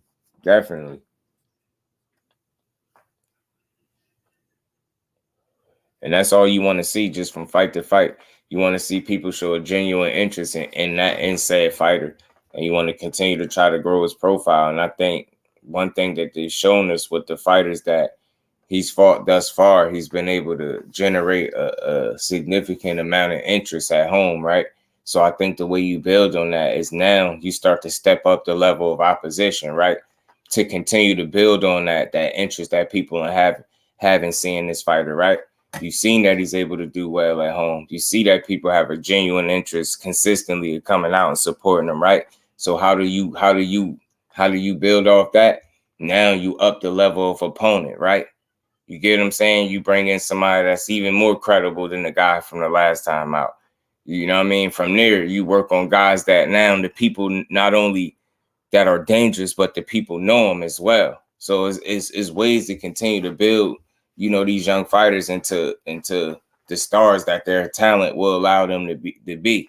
You get what I'm saying? And it's all about their teams and the promoters that they're aligned with being on the same page and working in unison to get the absolute most out of that fighter's star power. You get what I'm saying? And I think that's real, man. So we're gonna see. Tank definitely locked in. Kind of like Mike Tyson used to be. I'm telling you, that level of focus that Mike Tyson had at one point in his career was unmatched. You already know, Dre, man. Y'all keep me honest, and we gonna always keep it a buck over here. I appreciate all y'all rocking with your boy, man. We just gonna keep building, grinding, growing. Y'all know how we do. It's over 33, 35. Yeah, D1 to start getting spooky right there, bro. Start getting spooky. Let's see his undercard, Charlo, CANELO. So far, it's Erickson Lubin. ABZ is Erickson Lubin and Jesus Ramos. Man, it's another fight that I can't think of. Man, I knew about it. I'm mad, man. It'll come back to me. Pardon me, man. Jesus Ramos, Erickson Lubin. It's another good fight. It's another good fighter, too. I just can't remember him off the top of my head. I probably got to check my inbox. The top opponent, Bernard's Loma, 37-35. Maybe with a question mark win over Loma. I feel you. And as you get what I'm saying, and Tony 32, and he's pretty much retired, right? But then you got a guy that's Bud Crawford about to be 36, and he a 2-division undisputed champion in the 4-belt era, the first male to do so. So you see the difference?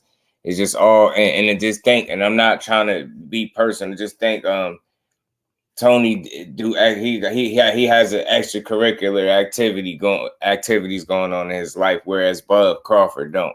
And I think when you do and don't, you're able to preserve your career a bit longer. You get what I'm saying? Just, you know what I'm saying, from a health standpoint. Don't think Bob can take his star power any farther.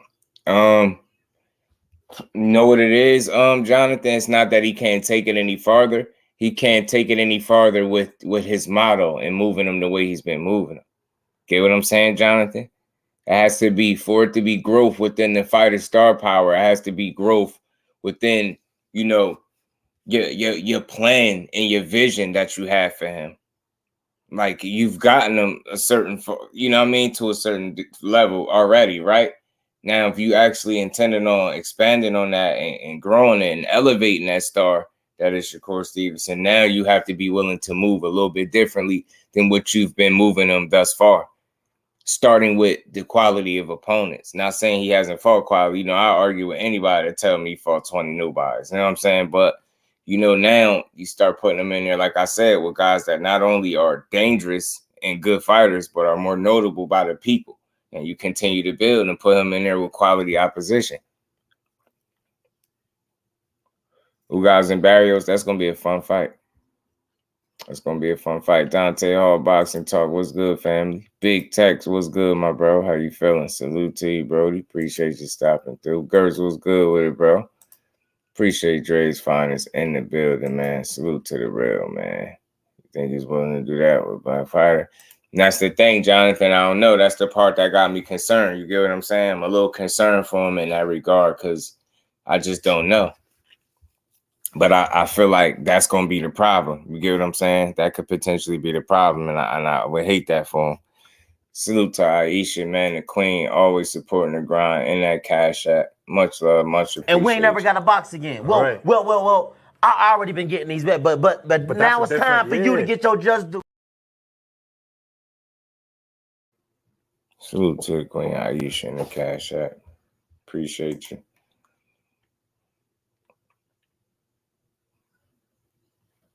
Yeah, man, Jonathan, that's my appreciate. Shout out, love the salute to the queen. How you feeling, queen? Appreciate you stopping through as always, man. You're listening in over there. I appreciate you. And you as well, Aisha. As always, salute to the queens that's in the chat. Always supporting this Just Do Boxing grind, man. Y'all the real MVPs, man. Do support. Do appreciate all the support from the family. But yeah, that's my concern, Jonathan, man. I don't know if they'll be willing to move him differently. You get what I'm saying? I just don't know. And he deserves it. You get what I'm saying? He's definitely the talent, but are they going to move him in a way that suggests that they believe in him, the way he believes in himself, right? The way people that support him believe in him, right? That's very important. Like, what's the vision for him? You get what I'm saying? Is your goal to make him one of the best fighters in all of boxing? Or do your vision come with limitations? You get what I'm saying? Do you get what I'm saying? Do you have a very, very limited vision in place for him? Is he gonna find himself in a situation where he got a Floyd Mayweather himself out of contract or something like that? You get what I'm saying? Like, what's going on? You get what I'm saying? So all those things are possibilities, man. I'm not a guy that's into trying to or wanting to see a fighter stir up the pot with somebody that's got him thus far, but you know, realistically, like, you gotta be willing to get this guy fights, and you should be. If anybody would, as long as you've been in boxing, it shouldn't be this hard for one of your best fighters on your roster to get a meaningful fight. It's just, it shouldn't happen. Like, the situation that he's in currently, it shouldn't be his situation. Like, he should have an opponent lined up. It should be a credible guy. He should be able to go out there and prove his level of greatness and keep it moving. You get what I'm saying? But it's just tough to sit back and watch some of the stuff that happened. And I think, you know, these promoters gotta, you know, they gotta be more transparent with the people, man. With like, what do you have planned for this guy? Like, you know what I'm saying?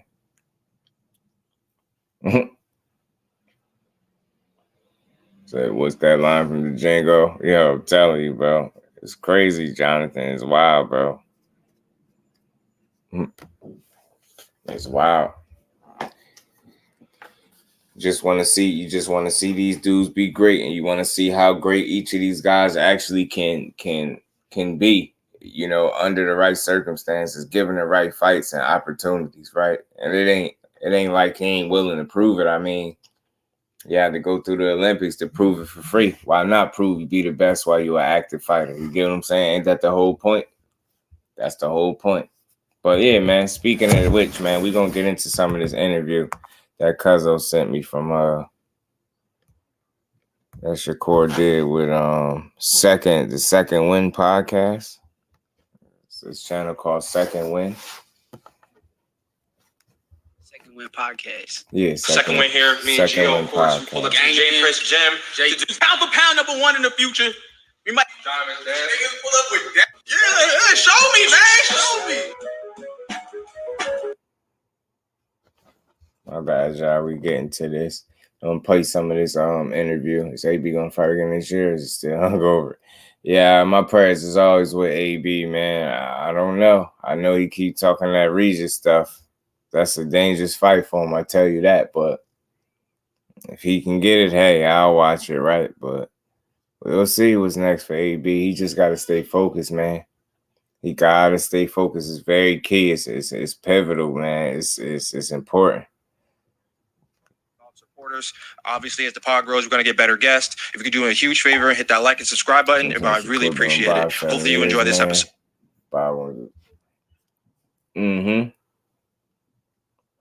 Facts, Dre. You can't stall him out. Not in that way. Don't stall his career out by not being able to secure meaningful fights because you being short-sighted or greedy or stingy, or you get what I'm saying? You're just not pushing for the absolute best out of this guy. You get what I'm saying? In terms of pushing the needle and securing him those fights that would allow him to cement him a legacy and continue to build off it. Like that. You don't want to see no fighter, not just him. You just don't want to see no fighter get held back for that matter. You know what I'm saying? Definitely not by no promoter.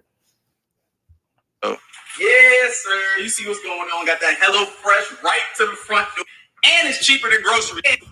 Brother, for knowing boxing and actually studying. Yeah, bro. We was watching know what's going on. And I know in the future I'm putting my bread on you. So everybody already knows put my bread on him when it's time. Treat him the same way you treat Roman. We can run it for whatever. Yeah, for sure. Don't let him hustle you, bro. Don't let him hustle you for your bread, bro. Okay. You suck. Nah, we don't play the game no more, bro. We too old for that. Nah, real rap, bro. We too old for that. Yeah, I got to beat him in something else, though. I don't know. I got to find something to beat you with that. Nah, he was running back telling me, yo, bro, this dude Shakur Stevenson like that. Like you said, bro, 10 fights. He's like, yo, this dude Shakur Stevenson like that. I'm like, I'm still in college. I'm like, okay, bet. Look you up. I'm like, nah, bro, this dude don't get hit. Yeah. Like, you the truth, bro, for real. Yeah, appreciate it, man. I'm working, though. You from Newark, New Jersey, right? And you wear on your trunks, like, you take great pride in that.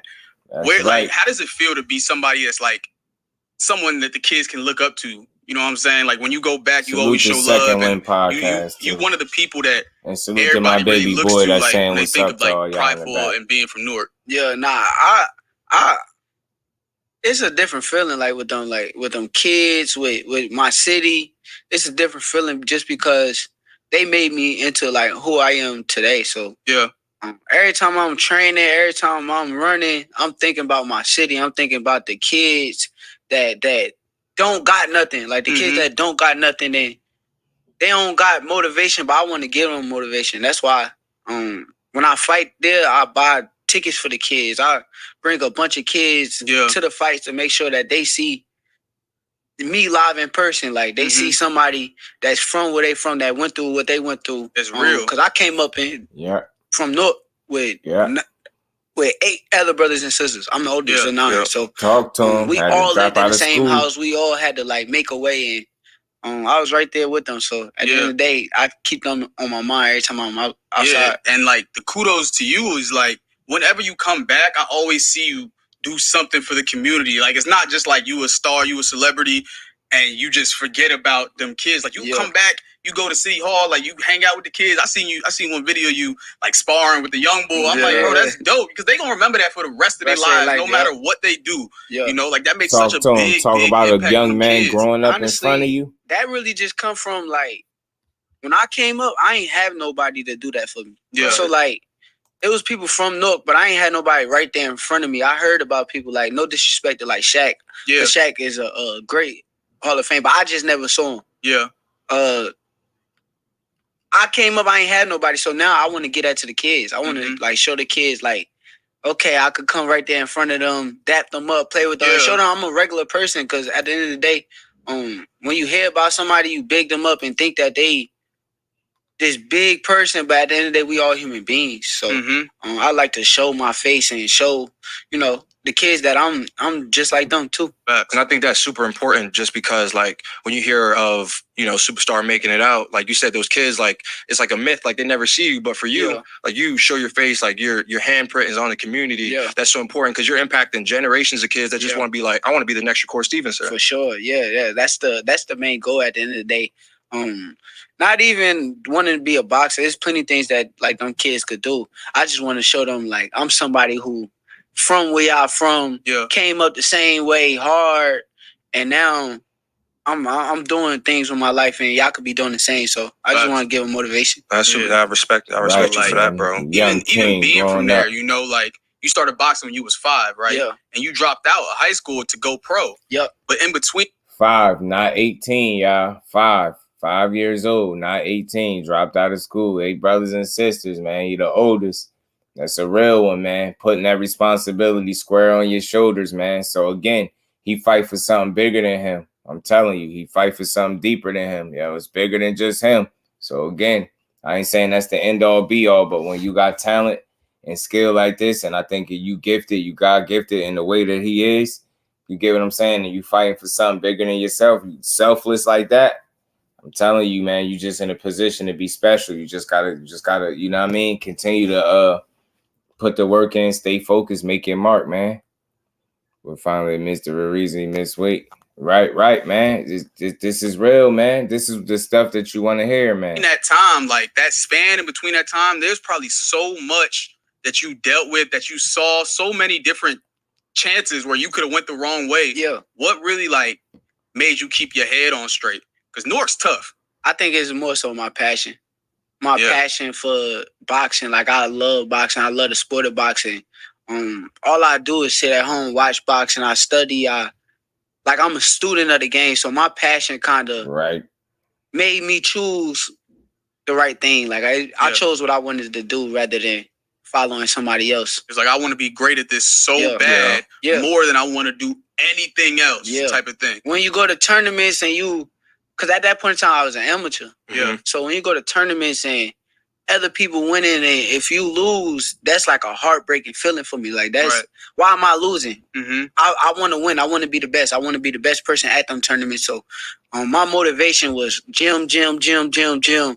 I had times where I go do something else, but I realized, okay, this ain't shit. Yeah. This ain't nothing. I want to get to it. So I just follow my passion. Mm-hmm. And I heard you talk about before, like you said, I didn't really start taking it serious till I went to Russia. And, you know, I was a number 2 fighter. And I was on the team with a bunch of number 1s. And I beat the number 1 fighters. And you were like, oh, fuck, like, I can actually, like, be that guy. Yeah. Because during that time, when I say I ain't take it serious, I ain't work hard.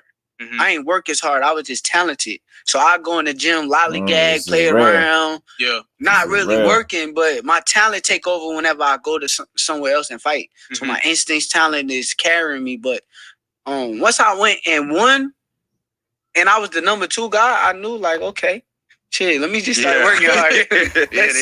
Let's see where this takes me. So that you could be unbeatable, because they said hard work beats talent when talent doesn't work hard. Absolutely. But when talent works hard and they talented, it's like, shit, stop, bro. I don't know how you gonna beat this motherfucker. And that's where you at right now. Yeah, you become unbeatable. But man, I'm humble as ever. I'm just trying to stay focused, and hell yeah. I don't even want to like put myself. I try to stay like in between. Facts. Because once you get too high in your brain, I be seeing a lot of people lose. Like when they get like too big headed and all that kind of shit. But I believe in myself though too. So understand that. You should be your biggest fan, bro. Yeah, for sure. You know, so you dominate as an amateur, and you know, you go to the Olympics, and we all saw that viral clip of, like, you know, you being distraught after losing. How important was that loss for you in your career at the time before you turned pro? This was a good build right I think here. that was like so important.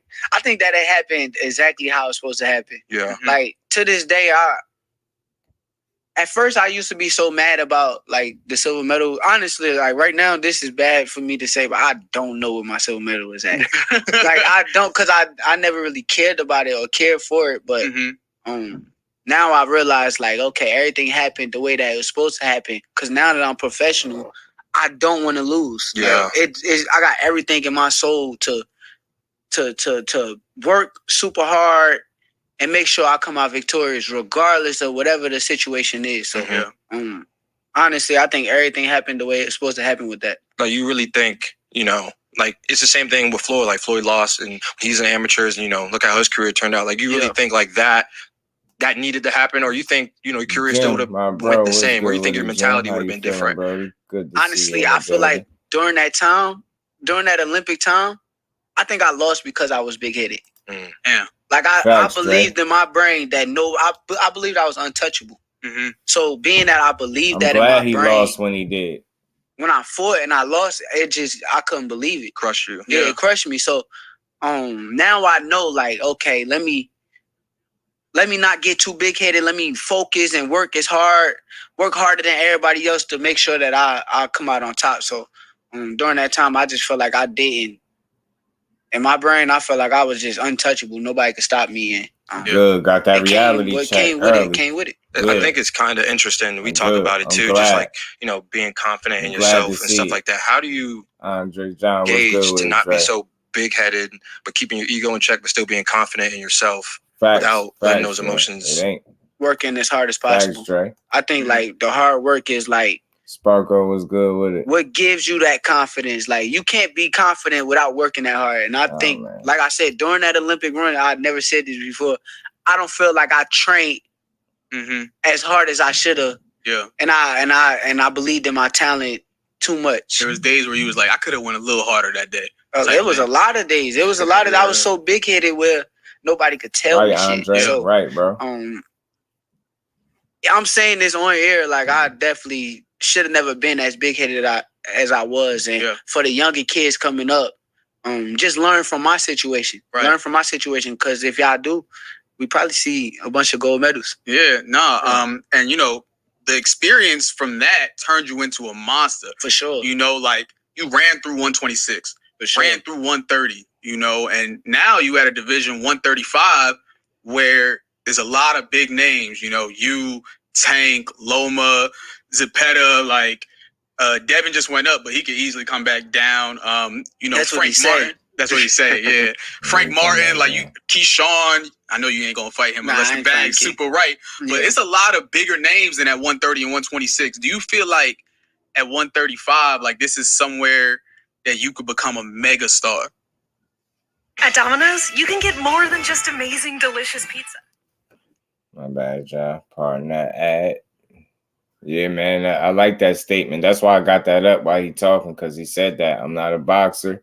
I'm a boxer, not a street ninja. You know what I'm saying? He from the trenches, born and raised, but miss with anything that don't got nothing to do with boxing. You get what I'm saying?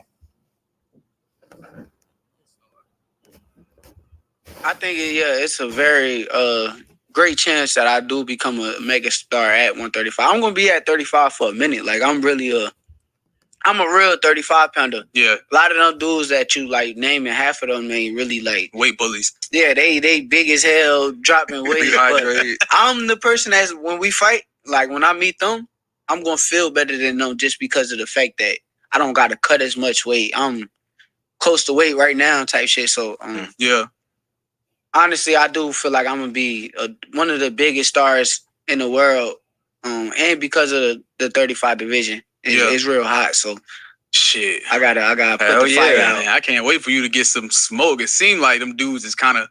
It seemed a little tricky right now, but I mean, when it's time for smoke, man, you could say it, man. Them dudes is ducking. They ducking. Half them dudes is picking and choosing. Like boxing is. I love boxing, but I think like it's a bunch of scary ass boxers. Out there, and I feel like people don't want to like they see me. And I'm the type of person, I'm gonna talk shit to you. I'm gonna like antagonize you, make you mad, and then go fight you and beat you. Talk your shit. That's crazy, and bro. it scares certain people. Like people don't want to take that risk. So a lot of these boxers pussy. Simple as that. They pussy. That's what it comes down to. I mean, do you think like these dudes don't want to fight you because you sparred with some of them, like spar with a lot of them? They seen you, stuff like that. I think that was probably one of my biggest mistakes. Sparring with a lot of dudes before you was big. Yeah, I'm the type of dude I like to get better. So I used to travel everywhere, spar with whoever. Even with the Lomachenko situation, I'll give you an example. Lomachenko was fighting Riga. No, he's fighting somebody else at first. I called to find out if I could go spar him. They said, no, he's not fighting a southpaw. You can't spar him. So I waited. As soon as he's fighting Rigadal, I called again like, yo, can I go spar Lomachenko? Is like, yeah, you can come. They not going to pay you, though. You going to just go out there. Yeah. I'm hearing rumors that everybody like scared for me. They like, you a kid. Lomachenko beats up his sparring partners. And right. They like very scared. I'm like, man, I don't give a fuck what y'all talking about. Just send me out there. I don't need no pay. I don't care about being paid. That's not my agenda. My agenda is just to get in there with the best. Work. I sparred him. Come on, man. How many fighters you know? We like did a this, bunch of rounds, and then they ended up paying me. They ended up paying me for the sparring because they needed me a lot more than they thought they needed me, and they used me a lot more than they thought they. So you surprised them or something?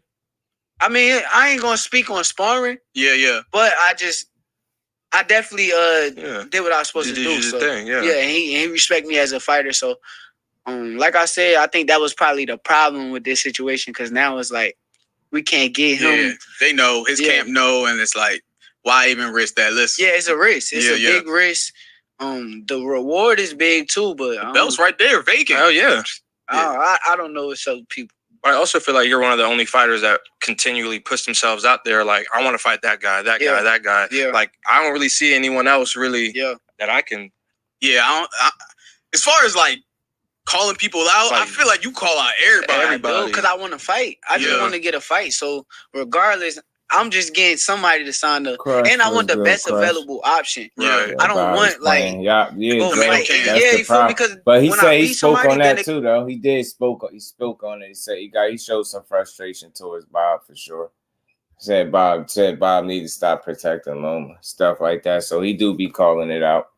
But I think Crush. I think ultimately that might have to happen, Crush. You know what I'm saying?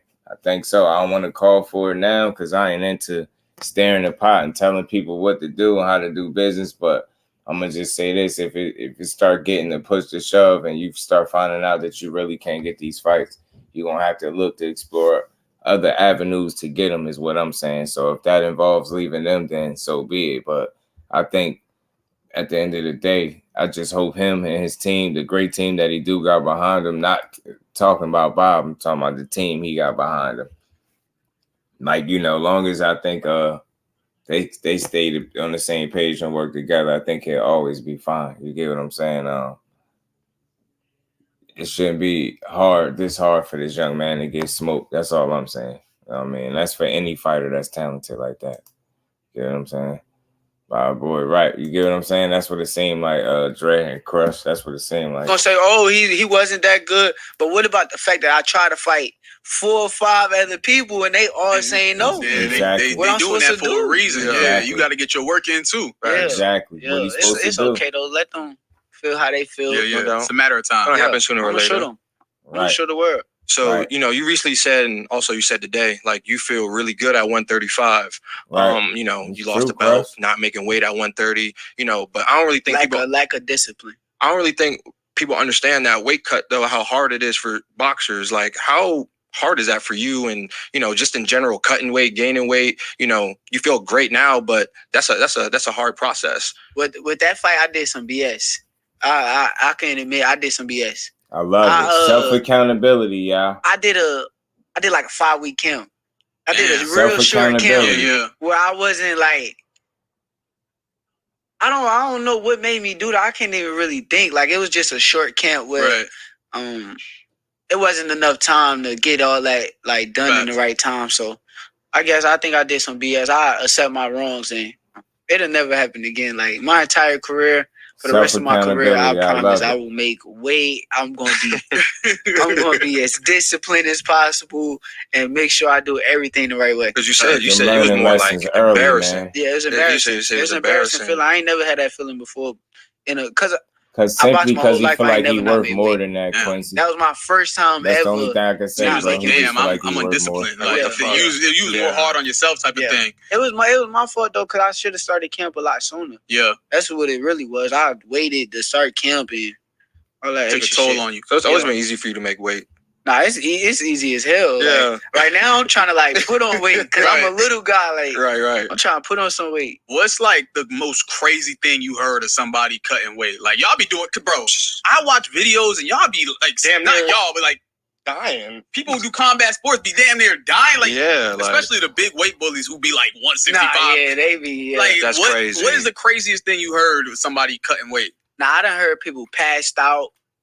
I done seen I done witnessed a lot with that weight cut, but I done seen a lot of people like pass out before. Like they pass out or they get up and fall and all types of weird shit. So, but that ain't never happened to me ever. Nah, I gotta give boxers y'all respect because like I was training for like 7 months. That gym that you told me to go to in Newark, Elite Heat. Shout out my boy Ant. Shout out Elite Heat. All them dudes in Newark drink the damn water. They be grinding. Yep. But I was training there for like 6-7 months, and like I was only training with amateur kids, and the dedication. Because I started this, so I had to stop because like I don't want to do it half-assed. But like the dedication. I gotta say this. When you say you know sparring is one thing. That's getting work. Yeah, you willing to do that for free. That's sparring, but you know, obviously under the lights is much different. And again, like let me use this for example. A lot of people feel like, you know, him fighting Devin Haney would have ensured him his biggest payday ever. I keep saying to people, what do you have to base that off? You can't really base that off a guy that's not a huge draw.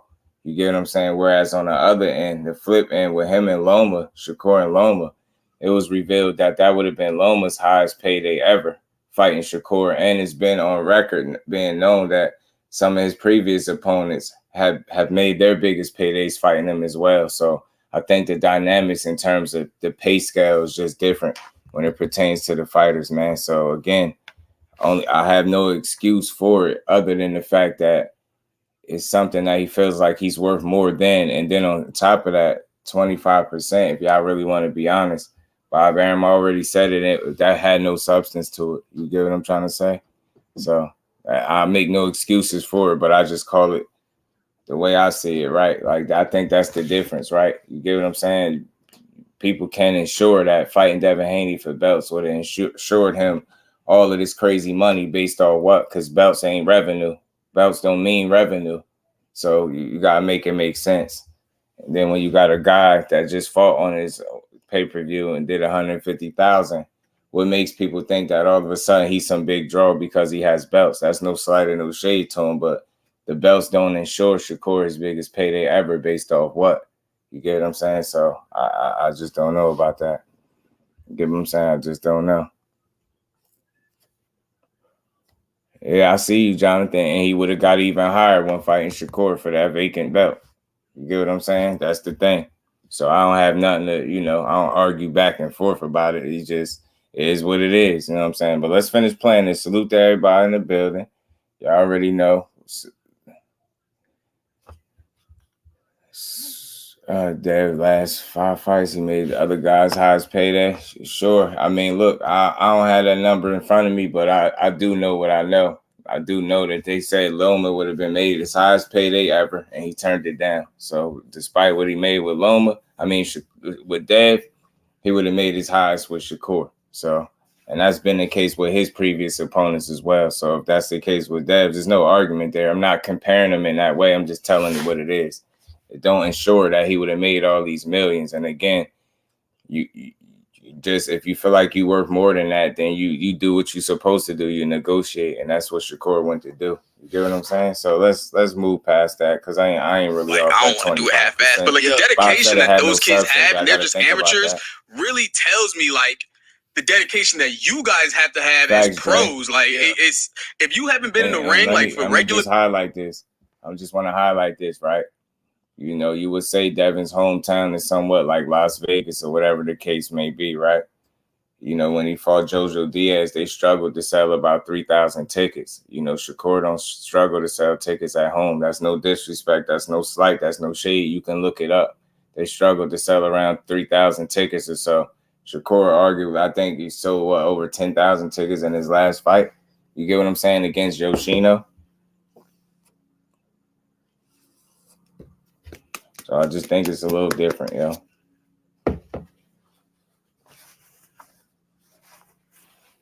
I mean, Jonathan, I see you, bro. Bill's supposed to say that. He gonna say that. I don't expect him to say nothing less because he gonna make it sound good. But at the end of the day, if you're telling me, if you hearing the promoter say there's no substance to it, I don't even know why people still going in about 25%.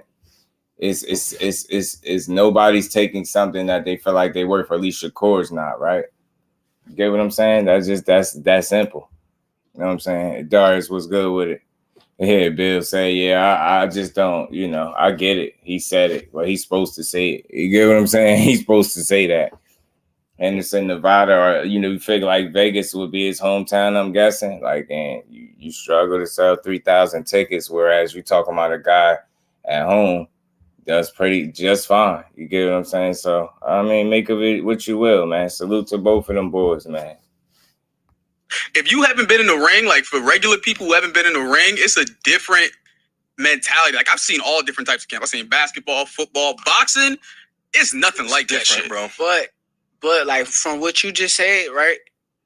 Them amateurs, be better than the pros. Really? A lot of like true, like real amateurs that's really like taking boxing serious and going to them tournaments. A lot of them dudes be better than like actual pros that I done got in the ring with, or they take boxing more serious than the pros because they more hungrier. Yeah. Oh my God. A lot of pros, they get money and then they'll lose their hunger. So it's only like a handful of pros I can really speak on that Quincy, I know. I think so too, Quincy. They gonna put that work in and they really they about their business. But truth be told, a lot of them amateurs, that's why I hang around like the amateurs. Like, I mean, the thing is, my problem with that though, Jonathan, when they try to blame it on Bob, right? It's like on one end, when it was offered, they said it was offered from Bob, and Shakur needed to go talk to his promoter because it's his promoter putting up that money because he don't feel like he's worth nothing. That's what people were saying. Then when Bob comes out and say it has no substance to it, then they move the goalposts and they say, what is Bob supposed to say? He's his promoter. So it's like they want it all their way. Everything people can't have it all their way. You get what I'm saying? That's what they didn't expect or anticipate, that Bob would come out and say that the offer had no substance to it. So the minute that he says it, it's like now they want to question what Bob is saying. But before that point, it was, Shakur need to go talk to Bob about that because Bob is the one putting up the money. Bob the one that think he ain't worth nothing, right? That's what it was. But then when Bob come out and shoot down the offer, then it's something else. It's like Bob was supposed to say that because he's Shakur promoter. It's like, nah, bro. I just think it was what it was. It just wasn't no substance to it. And again, at the end of the day, I said this before, it's not hard to understand the situation. He didn't accept 25%. He didn't say no to the fight. He got his team, his lawyers wrote up a letter, contacted the sanctioning bodies and made a case as to why he deserved more than 25%. That's all. And then after that, he announced that he's going to 140 to fight Regis. It's just that simple. That's exactly what happened. I'm not leaving nothing out. That's exactly how it happened from my vantage point. But truth be told, a lot of them amateurs, that's why I hang around like the amateurs. Nobody they looking at you with that big ass chain that you had on that you ain't have on before. They looking like, I need that. They looking like I need that. No, that's a good perspective. That's a good perspective to have. But with them around me and how hungry they are, it keeps me so hungry because I know that I got he hungry every day. He coming in. When I'm missing the gym, he in the gym. Like when I come to this I don't know how much I was on mute for, but shoot, man, look. If I just know this, I know when it first was offered, they said he need to go holler at Bob because Bob putting up the money. He the one that think he ain't worth nothing, right? Then when Bob comes out and says that it doesn't have any substance, now they say Bob is supposed to say that because he's his promoter. So it's like people don't know which one they want it to be. You get what I'm saying? At the end of the day, neither one of those dudes is ducks. I'm just simply saying Dev could offer what he want to offer because he don't owe Shakur nothing, right? And he would be the A side in this situation, so he don't owe him nothing, right? On Shakur's side, he don't have to accept the first offer given to him. If he feels like 25% is not something that's reasonable and he deserves more, then he made the one move that he's supposed to make. He get his team to contact the sanctioning bodies as he was supposed to, and that's just what it was. And when that happened, the negotiation process or that whole situation stalled out, and Dad went to go do what he wanted to do, which is go fight Regis. So They're going to line that up, and hopefully Shakur get a credible opponent out of all this mess that been going back and forth. You get what I'm saying? So, I don't know.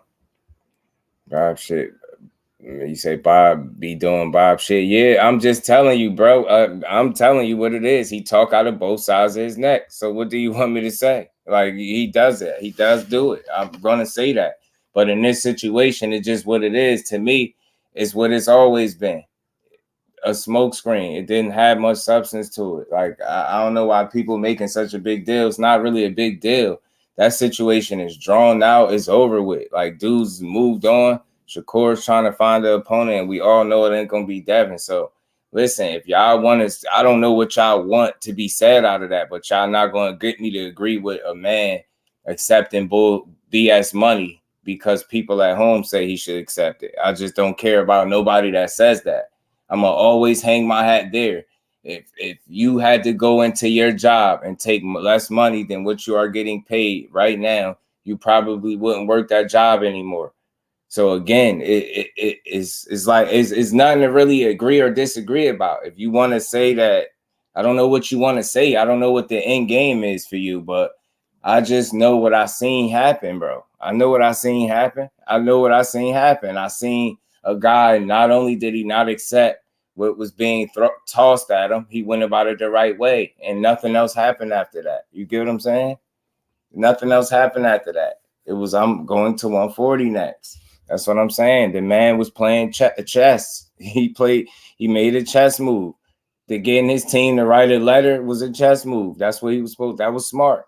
People just don't want to acknowledge it, but it was smart. He got a good team behind him, bro. Not allowing him to take short money for the benefit of who? How would that benefit him? Taking short money for what? What would that benefit? How would that benefit him? And then again, I keep saying this, y'all dragging this out, but the man is done at 135. Why y'all? It don't even matter. It don't matter. He's not having another fight there. He will not fight again at 35 because it don't make sense to. I said this before, not because he's a duck, but because it doesn't make sense. So you're not gonna be there. Like y'all could beat yourselves in the head over and over and over with this. But the fact remains, the man did not want to take short money for belts that he would eventually be having to pay sanctioning fees on. It's just that simple. That's all. If you think he should have took short money to appease you at home, and that really would have justified or solidified him wanting to fight, and because he didn't do it, he didn't want to fight, then you can say that. I'm not gonna argue with you, but I just know logic. I know logic. I don't have it's not about a favorite or none of that. I watched the whole situation play out, and I know what I seen. You get what I'm saying? So I don't know. I don't know. Because they don't want Shakur fight, never counter offer anything. Right. Once he wrote the letter to the sanctioning bodies, it was over from that point. I don't know why people skipping that. Ain't even superstar is the YouTube favorite. Vacate them straps. You see him on the scales. Yeah, so you shouldn't say you want to fight, then he capping. Nah, I don't think, that's not capping. I just don't understand what people don't get, yo. You just don't tell a man what he's worth, bro. If he feels like he's worth more, you negotiate. Why didn't he negotiate with him? Since y'all forcing this conversation, can y'all tell me why he didn't negotiate with Shakur Stevenson? Why didn't he negotiate with Shakur Stevenson? Since y'all forcing this conversation, why didn't he do it? Can somebody tell me why he didn't negotiate with Shakur Stevenson? And once Shakur Stevenson made the last move he made was contacting the sanctioning bodies and them writing up a letter. Why didn't he negotiate with him after that point? Why? What are y'all talking about? And if y'all saying he asked for 50-50, can y'all show me where he asked for that? Or y'all just making that up too? I get what I'm saying. William Old School, what's good, my bro? How you feeling? Hey, I'm good, bro. What's happening? I'm all good. I'm all good over here. Look, when it comes to Bob, bro, Bob's old. Bob's got his old ways. Bob is one of these guys. He's going to try and make you a superstar, but he's not going to go out of his way to do it. For one, Bob believes unless he's going to make big, giant money, he's not going to make a fight with his guys against certain people.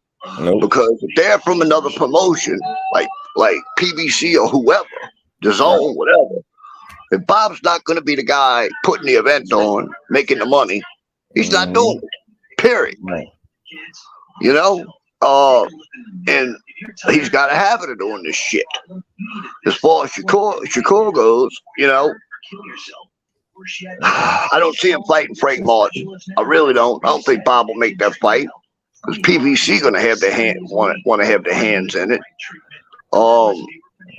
Who does Bob got on the roster over there that's a top guy for him to fight? Really? Think about it. You know, at 135. That's what it all adds up to. Bob just don't want to spend the money. Bob's so scared of losing a dime that unless the fight makes a whole bunch of sense and a whole bunch of money, he's not going to pay the fighters great. He's going to give them bare minimum that he can get them in the ring with. That's it. Yeah. And it's sad. It really is sad. You know? You can't say he acted like he wanted to fight. He took mad long. There was no timetable on it. I don't understand why y'all keep trying to like move the goalpost. Nobody has to bend and fold for Devin Haney. The man got in touch with his people. They contacted the sanctioning bodies. They wrote a letter. From that point on, it was up to for Devin Haney to then be willing to negotiate. Was he willing to negotiate? All this he took long. That has nothing to do with it. He did it. Y'all really something. I'm really starting to think like y'all just want everything y'all way. He don't get to tell him when to move. He did it. That's the fact. The fact is he did it. And from that point on, there was supposed to be negotiations that took place. Did it or did it not happen? No, it wasn't because of Shakur. He made the last move that he was supposed to make. He never said he didn't want to fight. He just said he wasn't taking 25%.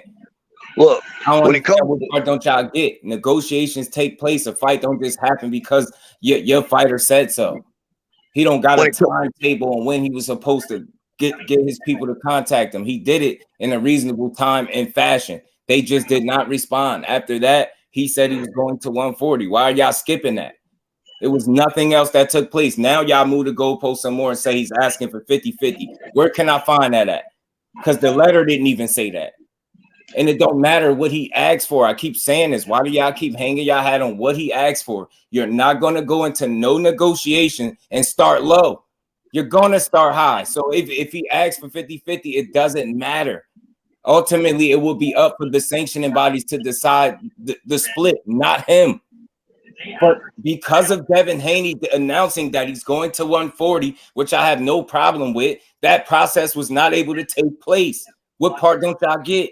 That's exactly what happened. I don't give a damn what nobody else say. I don't care how big their channel is. I paid attention. I'm a grown-ass man. I know exactly what happened because I paid attention to it. That's what happened. He offered 25. He said no. His people contacted sanctioning bodies, and there it go. The end of that discussion. He went to 140. Why people don't get that? I have no issue with that. He didn't duck him and none of that, but that's just what it was, bro. I don't understand why y'all trying to mix it up and make it seem like it's something else. You don't get to tell a man when to move. He moved when he was supposed to move. And as a result of Devin Haney not being willing to negotiate, probably because he had plans already, like he told you, the process never took place. There was no negotiations after him saying no to 25 and him contacting the sanctioning bodies, them writing up that letter. It was nothing else after that. I don't understand what part of y'all he should have took this. No, you don't. He shouldn't have. That's not business, bro. Y'all don't get to tell nobody at home what the hell they should take. It's business. You negotiate, bro. If you don't agree on something, what do? You negotiate. Why does that go? Why do y'all abandon business logic when it comes to this particular situation? He negotiated with Lomachenko, didn't he? What is wrong with y'all? He did not negotiate with Shakur. So miss me with all this 25% shit that Bob Arum said ain't have no substance. Why do we keep running in circles about this? I'm telling y'all, man, I'm trying to get a man all his credit, all his just due, all his respect. It's not about ducking. It's just about bullshit and smoke and mirrors and me being able to call it out. Salute to everybody. I respect what everybody think. I'm not gonna tell you wrong, but don't tell me I'm crazy for saying it the way. Tell me when I'm calling it wrong. Tell me what I made up that I didn't. What are we missing here? I don't want to talk about this no more because it's a dead conversation. We should be talking about Frank Martin and Shakur. I don't know what y'all why y'all want to keep talking about this. I don't get it. If it makes y'all good at night, if y'all want to say Shakur's a duck, have at it. But just don't want to talk about this no more because it's a dead conversation because y'all don't answer questions well. Y'all just continuously move the goalposts. Before he contacted the sanctioning bodies, y'all said he wouldn't do it. Y'all said he wouldn't do it. Then when he did it, y'all said he took too long. I don't get it. It's a dead conversation. Y'all not willing to have a real conversation because it don't fit y'all narratives. The man played chess. You tried to play him with 25. He said, look, I got a smart team that's not going to allow me to get holed out for no opportunity at some belts. So what am I going to do? I'm going to contact not one, but two of the sanctioning bodies. Two of them. I wrote a very detailed letter stating why he deserves more than 25%. Why didn't he negotiate past that point? If y'all can't tell me why he did, why was there no negotiations past that point? This conversation is dead, and y'all got it. Y'all can have it, but I ain't talking about this no more. It's over with. Y'all want to talk about Shakur being a duck because y'all know how good of a fighter he is. So come in here and yell Shakur is a duck based on what? Your personal feelings? What do you have to back that up? Not a damn thing. Just like if I was a fool yelling Devin Haney ducked him, what would I have to base it off? My personal feelings?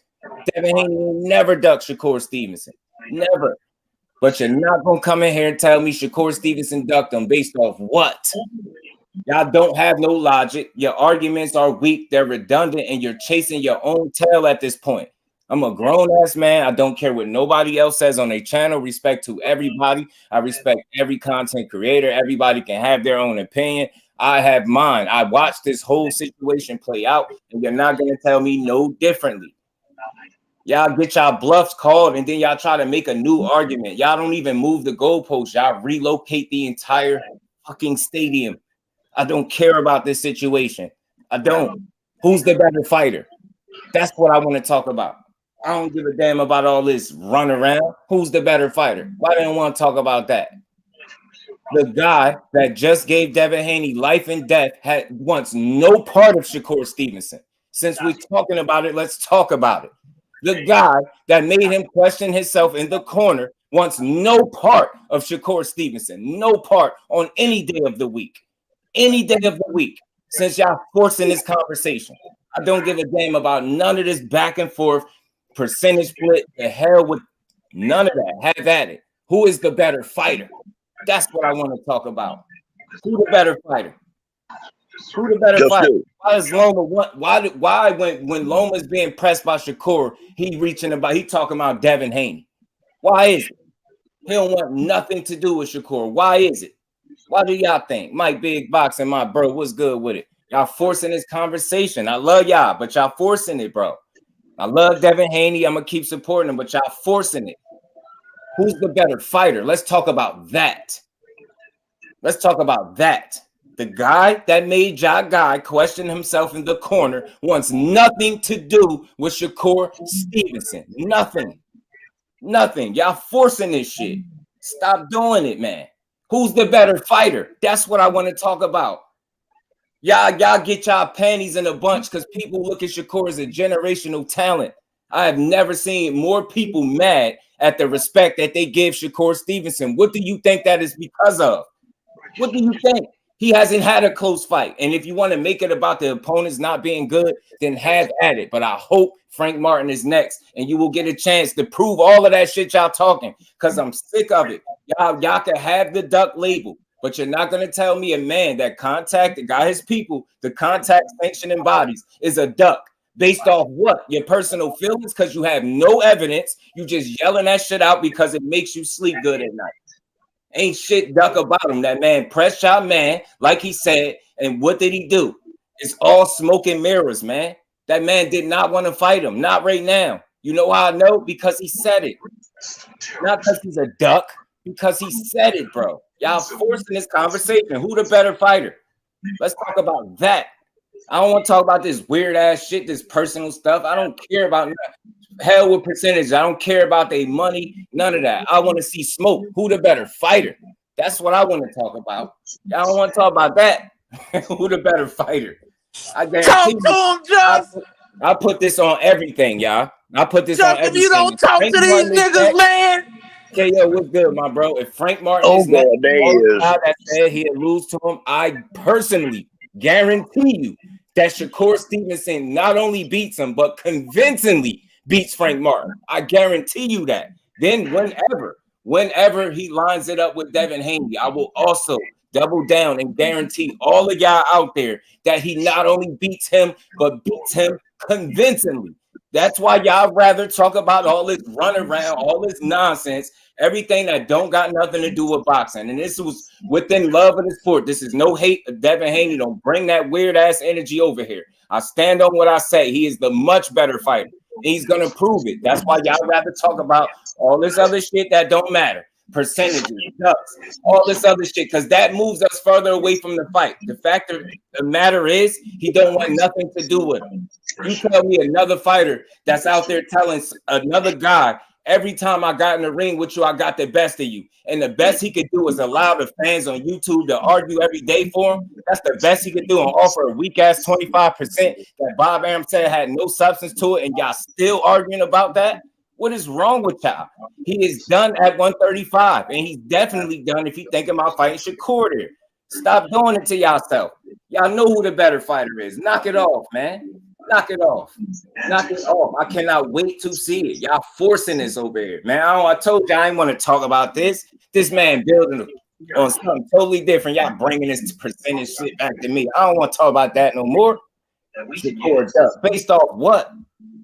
But what? We went through this before. We went through this over and over again. I'm tired of it. I don't want to talk about it. They're not fighting each other. Why we keep doing this to ourselves? You get what I'm saying? The first time he pressed him, a real fighter pressed him, we get this. The runaround. 25%. Shit of no substance. Come on, man. Knock it off. KO was good, bro. What's good with it? I love it. Y'all know who the smoke is. Y'all know who it is. I'm sorry, bro. Like, listen, I love all of boxing, and I support all of these dudes, but y'all gotta cut the shit, bro. Y'all tell me something. Somebody in the comments, fuck all this duck shit. Tell me something in the ring that Devin Haney do better than Shakur without lying. Go. Tell me something he do better than him in the ring. Go. What the hell y'all talking about? See how long it take y'all to come up with an answer. Go. Tell me something he do better in the ring. I don't care about no ducking. Hell with y'all can have, yeah, Shakur's scared of him. But tell me something he do better than him in the ring. You telling me a silver medalist, a dude that was groomed fighting the best fighters in the world where you can't pick him, fighting dudes for free. That's the dude that's scared. That's the dude that's ducking. That's the dude that don't want to fight. He been groomed fighting the best in the world. Remember, he started this thing at 5 years old, not 18. I take that shit somewhere else. Tell me something that he does in the ring better than him. Go. Have at it. All that other shit don't matter to me. What does he do better? Because I can tell you what Devin Haney, I can tell you what Shakur does better. I definitely can tell you. I can tell you. That's what I want. That's the conversation I want to have. Y'all want to have person. I don't care about who duck who. Based off what? If you gonna say he ducked, tell me something based off what? Better footwork, how? Better footwork, how? And with that better footwork, who get hit more? Who get hit considerably more? Not just more, considerably more. Who? Who give up consecutive rounds? Who? Who's allowing guys to walk in with no jab and repeatedly hit him with left hands? Who? I mean, of course, Stevenson. You want to go about his opponent? I miss me with all that. Why can't people hit him? I want to talk about what dudes do in the bed. Don't nobody control distance and range better than Shakur. Miss me with the feet. He just uses his feet differently. Even with the way he uses his feet, he still get hit more. When he decides to be on his front foot, he get hit considerably more. Shakur don't. Tell me what's good with it, my bro. So again, somebody tell me what you do better in the ring, since y'all want to force this conversation. Because and this is within all of the sport. So y'all free to go at it and tell me whatever y'all. But if y'all gonna talk, it can have some substance behind it. I want to hear substance in here. I don't want to hear just random, just anything. Just give me receipts. Houston Boxing was good with it. Black Grass was good with it. Man, Power King.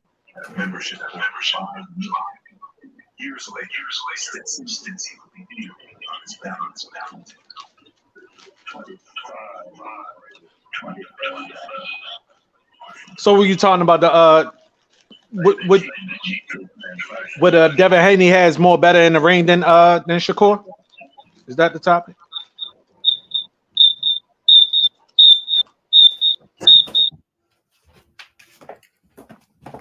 Quincy J. Smith was good with it, Jay. Somebody got That's the homie, bro. Yeah. Okay. What's good with it? My bad. KO, what's good? I'm back. Hey man, hey, this angry just dude. What's up, man? This angry day, man. They be forcing it, man. You know I love boxing, but we gonna have this conversation. Let's have it, man. I want to hear what this man do better in the ring since y'all forcing it. Y'all talking about everything that don't matter. I want to know who could fight, who could fight better. You know what I'm saying? Damn. A lot of scary energy. Let's call it what it was. My boy ain't on record saying he ain't in a rush to fight the other guy. My boy ain't on record saying that. My boy grandfather that be vouching for him, that speak for him. You know, my boy ain't got his pops that's on record saying if it get too hot at 135, we going to 140. My guy ain't on record saying that. It's a lot of stuff y'all can't argue. Y'all be forcing it out. I don't like arguing boxing. I love to talk it, but y'all be just yelling stuff, man. If he ducked him, can somebody please, anybody is free to come up here and break it down and tell me how he ducked him. If you're telling me somebody ducked somebody because they didn't take the first offer thrown to them that comes out that we found out had no substance to it, then that argument is dead. You got to come better than that. You got to come better than that. And I on the other end, did Devin Haney duck him? Hell no, that's corny. No. But he had no intent on fighting him, and I feel like the moves suggested such. You got people saying he's not in his plans and none of that stuff, and y'all say too much. Y'all say too much. So which part is it? Is he not in his plans, or did he actually want to fight Shakur ever? That's what I'm saying. Like, y'all say everything for him. Y'all make every argument for him where y'all leave yourselves with no leg to stand on because you argue everything. You can't argue everything for this dude. There's no need to do that. You get what I'm saying? I want to know, KO, you up here, bro. I want to know, bro, in your perspective, after he contacts the sanctioning bodies, what's supposed to happen after that point? Like, I'm wondering what more is Shakur supposed to do? After he get his team to do that, what more is he supposed to do? I know maybe you could break it down a lot better than me. Because maybe they need to hear it and get it, man. Because I don't know. You're a neutral guy. This is why I'm asking. You as neutral as they come. Shit. Move to 140. I mean, I don't know what else. I don't know what else you want me. Here's the thing, bro. That's it. Right. You're right. That's here's some real shit, right? Devin Haney fans, they love Devin. Right. So they think that every fighter should do what Devin did. Right. You know what I'm saying? Like, so since Devin took a deal that they were complaining about, like his fans, me as a fan of his, but you know, he ain't my favorite. Everybody know who my favorite is. Everyone was like, yo, that's a bullshit ass deal. Right. He shouldn't have to take that. We feel like, number one, Camboso should just want to fight him to be undisputed. But number two, Devin Haney is worth way more than what they offer him, bro. He deserves more respect in negotiations than that, right? We all agree to that. But then when he turns around and tries to and at the time when we were saying that he deserved more respect, he was a one division, one belt champion, right? Deserving more respect. So if he deserved more respect, what do you think someone who is a two division unified champion deserves?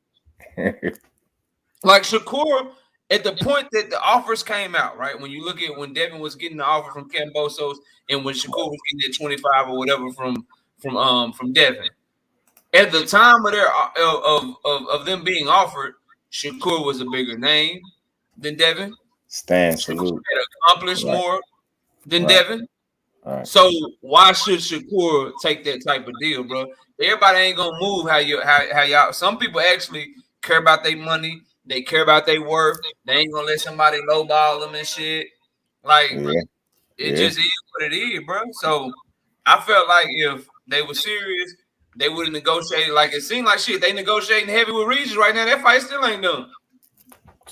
But the one that could take it or leave it. Like, come on, bro. Like, right. Use your brain, bro. Like, so they negotiate heavy with Regis. They moving fight dates around. They going back and forth. They've been negotiating now for months, bro. Since he fought Loma. Right. But you could take it or leave it, and then when he decide not to take it, and he go petitioning and shit. Now y'all hardcore boxing. What's good, Jay? How you feel? Right. And this again. I tell people I offer anybody to come up here and build with us, man. But y'all gotta stop with the Shakur is a duck stuff. That's the only thing that pisses me off. Stop telling another man that they should take whatever y'all say they should take because it makes y'all feel good, because it fits a narrative that you want to push. He did not, and I'm gonna say it, this is in my terms, he did not allow the business of boxing to hold him out for some belts that he would have won. Make no mistake about it. He would have won. Let's make this clear. And it would have been ugly too. It would have been ugly, but he would eventually have to pay for these same belts. Why even take a BS deal like that when you got a team as good as what he got behind him? And what did they do like a good team is supposed to? They work for you. And the last thing I heard was after he contacted them sanctioning bodies and they wrote that letter up that was so detailed and made a lot of sense. They said, look, we're going to 140. I said, because that's what he wanted to do anyway, not because he was a duck.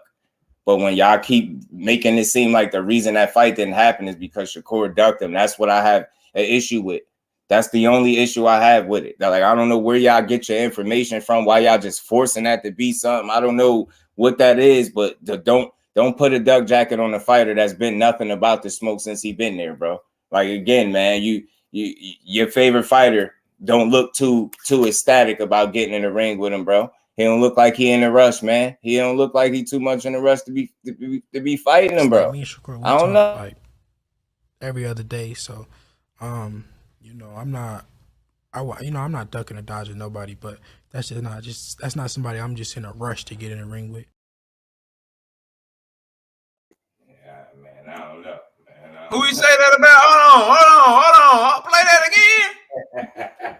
I ain't never seen that before. Play that again. Leave me alone, man. We talk like every other day, so you know, I'm not ducking or dodging nobody, but that's not somebody I'm just in a rush to get in the ring with. Who you talking about? You talking about Shakur? My bad. Yeah, I just had wanted to clip that one little part when I was being silly one day. But yeah, you talking about Shakur? That's somebody he talked to every day. You know, I know that's an old clip, but I know that, y'all. But I'm just saying, you find me the clip with Shakur saying that. That's all. And that's me poking at y'all since y'all want to keep talking crazy. They hate that. Why you pulling up old stuff, Just Do? Why you pulling up old stuff? Y'all know I love messing with y'all, yo. Y'all know over here, y'all, it's the only place where you're gonna have fun with no headache, man. Well, one of the only places, you know what I mean? I know that's some bullshit. 2 Cents Boxing. Think about it. If my name Just Do and somebody in the chat named Miss Just Do, who you think she is? Put 2 and 2 together. I know you can add. Damn, that's crazy. You sure offered at 25%? Mm-hmm. Man, I tell y'all, boy, y'all some funny people, man. Y'all, I still ain't hear nobody type now. One thing he did, I seen somebody say better footwork, but that's a lie. That's a lie. Because he just uses footwork more. That's all. Shakur willing to fight you in the pocket more. That's why. And his defense still stay intact when he decides to do it. Guess who get hit more when they on the front foot? Guess. Take a guess. Take a wild guess. Who get hit considerably more when they decide to be more exciting for the fans and want to come forward on the front foot? Guess. Just take a wild guess. You wouldn't believe it. Wouldn't believe it if I told you. Y'all better stop, man. Y'all better stop. Y'all better stop, man. I'm trying to tell you. It's levels. That pedigree different over there, man. That pedigree different, man. That silver medalist ain't nothing to play with. That's why you started hearing all this rhetoric when he got the 135. Like I said in my live yesterday, y'all didn't hate Shakur Stevenson until he got the 135 and became an immediate threat to your favorite fighter. And I go for a lot of y'all. I can say what y'all want. You can say he'll beat him, 12 zip him, 9-3 him, 10-2 him, whatever make you sleep good. But I know you don't believe that shit. No, you don't believe it. I know there isn't a fighter at 135 that's going 12 zip or 140. That's going 12 zip Shakur Stevenson, bro. Stop it, bro. And I hope Frank Martin is next. I don't even know how we keep getting it. Deb about to do his thing at 140. Why y'all keep doing this? Like, I said this over and over. I ain't never going to call him no duck, yo. I'm not never doing that. I'm not one of those fans that have done that to him. I'm never going to call him a duck. All I've said is he put on for the sport. He 30-0 for a reason. He undisputed. He got two undisputed title defenses. His reign should be done at 135 because his body is telling him so. He achieved everything he needed to achieve. He got 140 right there. Great fight with Regis. He can go possibly beat him. A lot of people think he gonna just beat Regis easily too. Look, he beat Regis. He right there 140 with another title. Why y'all keep making it about him and Shakur knowing he don't want to fight him right now? Because he said it. He said it out his mouth, and not one move that he's made thus far would indicate otherwise. And I said this before. That's why I respect him. All that other responding, the percentage, I think all of that is just to appease the people. At the end of the day, no move that he's made has told you that he wanted to fight Shakur. Even so much so, Shakur got in the ring after one of his wins, and he didn't even allow him to face off. He left Shakur in his ring, and y'all just glanced over that. Y'all just glanced over that, though. You just glanced over that. So that, again, I respected it because that would have made me think that you was going to fight him. The fact that he ain't standing in the ring, I ain't say he ducked him like other people did. People say he ran out of there. I ain't say none of that. JusDue ain't say none of that. I said, look, he said he wasn't fighting him, so he wasn't giving him no face off or no time of day. He got up out of there. Look how optimistic. Look how I call it. But y'all still be in here calling my boy a duck when you can't back it up with nothing. But I continue to give this man Devin Haney his respect, and I'm gonna keep doing it. But y'all just make it hard, man. Y'all make it hard. Y'all make it hard. I'm always realistic. Always. I'm always realistic, and I don't put jackets on fighters. I always gave Devin Haney his just due. But y'all not gonna make him out to be somebody that's being ducked. Like Shakur ain't never ducked him based off what? Like, again, if y'all saying because he ain't accept 25% when he wanted him to, then y'all can have at it. I'm not arguing that, but that ain't no duck. I know that shit. Who the better fighter? You know what I'm saying? Who got the better jab? You know what I mean? Who got the more efficient jab? You know what I mean? It ain't just deep. Hey, wishing on a star. I just seen somebody say Devin gonna spank Tank, bro. How could you watch Devin fight Lomachenko and then even let that come off your keyboard, bro? I don't be understanding what people be watching, bro. I'm not even gonna hold. Like, how could you watch Devin Haney versus Vasily Lomachenko and then feel comfortable with him fighting any high level top southpaw, bro? Yeah. If you just really know boxing and you really study this shit and you really objective and you care about getting the fight right, how could you watch Lomachenko versus Devin Haney, watch that fight, see how close it was, see how good Loma did, whether you think Devin won or not? How could you watch that fight and then say he washed any top end southpaw at 135, 140 pounds, bro? Man, how could you do that, bro? Crazy. Wishful thinking. You can say that's your guy and you rock with him and you think he gonna win and all that. That's cool, but he gonna spank something, man. Come on, dog. My boy don't even give up rounds. And if y'all say because he ain't fighting nobody, I'm gonna say outside of Lomachenko, everybody else that he fought was on around the same level. You know what I'm saying? And he still, those guys wasn't hitting him. You know what I'm saying? Y'all gotta be getting touched, man. I'm telling you, with relative ease by some people that Shakur mopped the floor with. Imagine Jojo Diaz winning 4 rounds against Shakur Stevenson. That's laughable. It'll never happen. It'll never happen. It won't. I tell you what. I tell you, he won't be getting hit with no 3, 4, 5 left hands in a row. I tell you that shit. I still want to hear somebody tell me what he do better. That's how I know the only conversation y'all really want to have is the ones that spew rhetoric. Like, y'all want to push that somebody duck because that's the conversation you'd rather have. You know a real one when you see it, and so do his pops. His pops know it. That's why he said if it get too hot in the division, he'd go to 140. I'll still want answers as to why he would possibly say that. I need them. I need answers before y'all tell me somebody duck. You got a whole father saying that. Why did he say that? Since y'all know everything he be saying, I still need the answers to why the hell he said that. Why did he say that? If it get too hot, if who get there, why would he leave if it get too hot? Why? Man, yo. I need answers, bro. Ant, what's good with it, Ant? Nothing, man. I just want to say you ain't gonna get none of those answers as to why it's gonna get too hot and what the hell this man does better than him. I also want to build off of what KO said about the whole Southpaw thing. And I love y'all too. Y'all know it's all love. Y'all them lead hand battles. Anytime there's a lull in action and he's standing there in the pocket, and there's a lead hand battle, that left hand is coming straight down the pipe. And we seen that shit with JoJo Diaz. If he engages like that with Tank or Shakur, I don't even understand how you could say this man would spank either one of them. And Devin's got a fantastic jab, but them dudes, they have more dimension to them when it comes to control. We've seen taking that long guard against several guys. Mario Barrios. I was arguing with somebody the other day. I said, yo, only time Mario Barrios touched this dude is when he allowed him to, when he was operating out of the high guard. When he was in that long guard, couldn't touch him. Same thing with Ryan. If you watch when Ryan got dropped, Tank is in that long guard, probing, touching that lead hand, waiting for him to throw that hook, shooting it straight down the pipe. Shakur gonna do the same thing. You're gonna control him. You're gonna be stepping around him. And to your point about footwork, just because you're always on the back foot, that doesn't mean you have great footwork. You might have good footwork, but great footwork is being able to move laterally, forwards, backwards, being able to transition from offense to defense, defense to offense.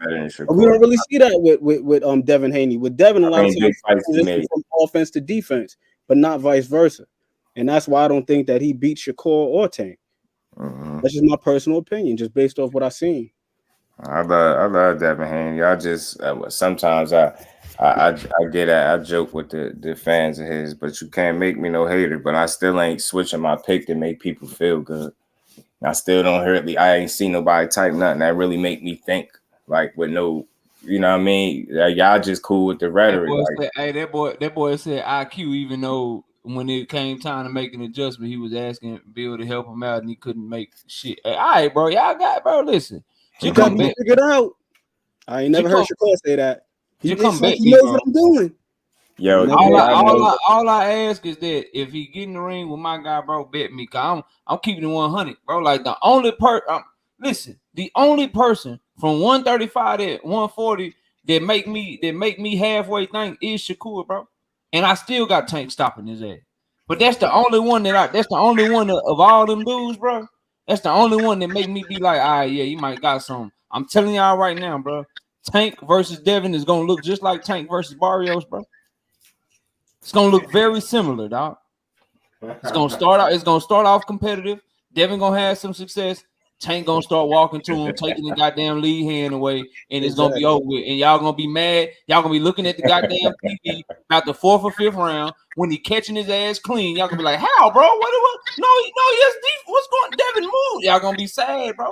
He gonna force him to throw something besides that jab, man. He gonna force him to throw something else. Cause the problem that the man gonna have, bro, is all that talking and shit, bro. Tank is not. He's gonna come in that ring. He ain't gonna show him no respect.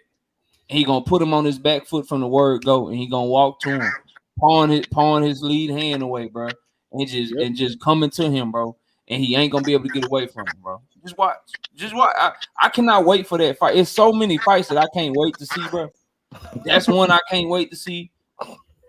And I can't wait till, because it's people that's hating on Monster right now. I can't wait till Monster get to 126 pounds, bro. People acting like Brandon Figueroa and shit got something for him. I can't wait, bro. I can't wait, cause I know what these boys gonna do to these dudes, man. Y'all gonna see. Y'all gonna see. Jay, what's going on? Jay, how you feeling, bro? Both hands, man. Just wanted to come through and just, support, give love, man. I always appreciate the platform, you dig. And I love the topic, you dig. And like I said, man, I don't believe none of these cats are actually ducking each other. But the business definitely gets in the way behind of all these particular things that doesn't allow us to actually see what we actually want to see. Now, I'm one of the cats that actually felt, though, that Shakur should have took the fight just on the purposes of him just grabbing the belts, because I feel, though, that Shakur beats Devin. You know what I'm saying? but I thought he should have just took it. You know what I mean? I know the money might have been short, but on the long run, he would have had the controlling factors, which were the belts, where when he goes to the table to sit down with Al Heyman and the crew, he has something to negotiate with. You dig? So I just wanted him to. But I never feel, though, that none of these youngsters are scared of any of each other because they used to fight each other in the amateurs for free. So to say that they're ducking each other now, I don't think that is what the situation is. I feel that right now it's all about that dollars and the cents. You did. So I just hope in the long run things mature right, and we'll be able to see some of these magnificent fights that we're so looking forward to seeing, my brethren. Right, man. Appreciate you adding that. I agree, man. Great insight to the good brother Jay Hardcore. Y'all make sure y'all go check out Hardcore Boxing News as well, man. If y'all haven't, go check out the good brother. He's always doing great work. I'm trying to tell y'all, if y'all want great energy, great boxing news with a good laugh and good energy, that's your guy. Y'all want to be stress-free? You get what I'm saying? There you go, man. You know what I mean? We got that vibe in common. We got a good, energy throughout our whole entire show. So that's something I seen from you. That's why I'm always rock with you. So I appreciate that. You know how we get down. We on that sucker-free environment, man. You know what I'm saying? Sir. We don't have to talk boxing about talking about each other's mama. You know what I'm saying? Yes, we can sir. talk boxing intellectually. You know what I'm saying? And after it's over, we can say, you know what? That was a great point that you had. You know what I'm saying? And keep it moving. We ain't got to cuss each other out. It ain't that heavy. Always. Man, salute. Appreciate you. She say, yeah. Now salute to my baby. Yeah. Okay, let me find out, Mrs. JusDueBoxing, you on there. Like, she know the lingo, Yeah, it's contagious. You hear it, man. As soon as you see it, that pop in my head. Yeah. You know that great energy. If y'all want somebody with great energy, I mean it. Great energy with a real grind. Something Jay is an asset to the boxing community as well, man. Everybody get their just do over here. So he's another asset to this YouTube boxing community. Trust me, man. Trust me. Yeah. Y'all know I like talking trash. Y'all know I'll get a little hot, but never mad. Notice I never curse at nobody. It'll all be within the sport. I never go off track on y'all and call somebody, you know what I mean, anything for that matter. But always listen, I tell y'all, I talk my trash, but I support all these fighters. Y'all know I do. I don't change up. I do. Despite who I think will win in any fight, don't change. I support all these dudes. So I think most importantly, as long as people know that, we cool. We could disagree all day long. Me, I don't really disagree with nobody because that usually makes it personal. And pay attention. The next time you hear somebody disagree with somebody when it's a panel, watch how them two end up going back and forth. Me, I let people tell me how you feel, and I tell you what I think, and we just pass the ball. You know what I mean? But y'all ain't gonna tell me my boy no duck though. We ain't going for that. We ain't going. Like I proudly tell y'all who my favorite fighter is because I show y'all that I can keep it honest no matter who my favorite fighter is. I'm gonna always be within logic and reason. You might disagree with me, but I'm not gonna say something that's unrealistic. He got a lot to prove, I think, with the 20 fights that he's had. I think he done very damn well. And I think the fact that these fights thus far, despite the level of talent haven't even been close, I think that tells you something about him. So I think he got a lot more to offer, and I think a good start would be with Frank Martin. Not to look at him as he's some stepping stone, but I think that'd be a good test for both. And I really got Shakur beating him. I think it's this pedigree, man. I say this all the time. I don't know if people get it. Much credit and respect to Frank Martin. I've been following the story, turned pro. Been picked up boxing, I think, at 18, won a bunch of national tournaments or titles and things like that, or whatever the case. So he's been doing his thing as well. But I just think the fact that Shakur picked up boxing since 5 and that Olympic pedigree where you don't get to pick who you fight, where you gotta fight the best of the best. And I think that type of grooming prepares you for that next level. And when you see him compete at the highest level there and falls just short of a gold medal, you get what I'm saying? Respect to Robisi. But then you seen his transition from an amateur to a pro. It wasn't a hard one. He was able to do that, and it was get what I'm saying? Like second nature. So I think we potentially is seeing a generational talent. That's just how I look at it. I know he still got to prove it, but I think ceiling wise, man, the path that he's on, what he's accomplished thus far, he's still on this path, man. He's gonna be one of the best fighters we had in a long time. I always say that, but he has to prove it, and he needs fighters like Frank Martins, the Devin Haneys of the world, the Tank Davises. You need those type of dudes to prove it against. So, you know, in due time, man. In due time, man. Salute to everybody doing their thing, man. When we got multiple guys that we can argue about being the best, that says something about the sport of boxing. That says not just the lightweight division, but the sport of boxing. That tells you boxing is in great hands as long as we continue to push it. Don't care who your favorite fighter is. More times than not, whoever your favorite fighter is might not be my favorite, but I guarantee you I support him.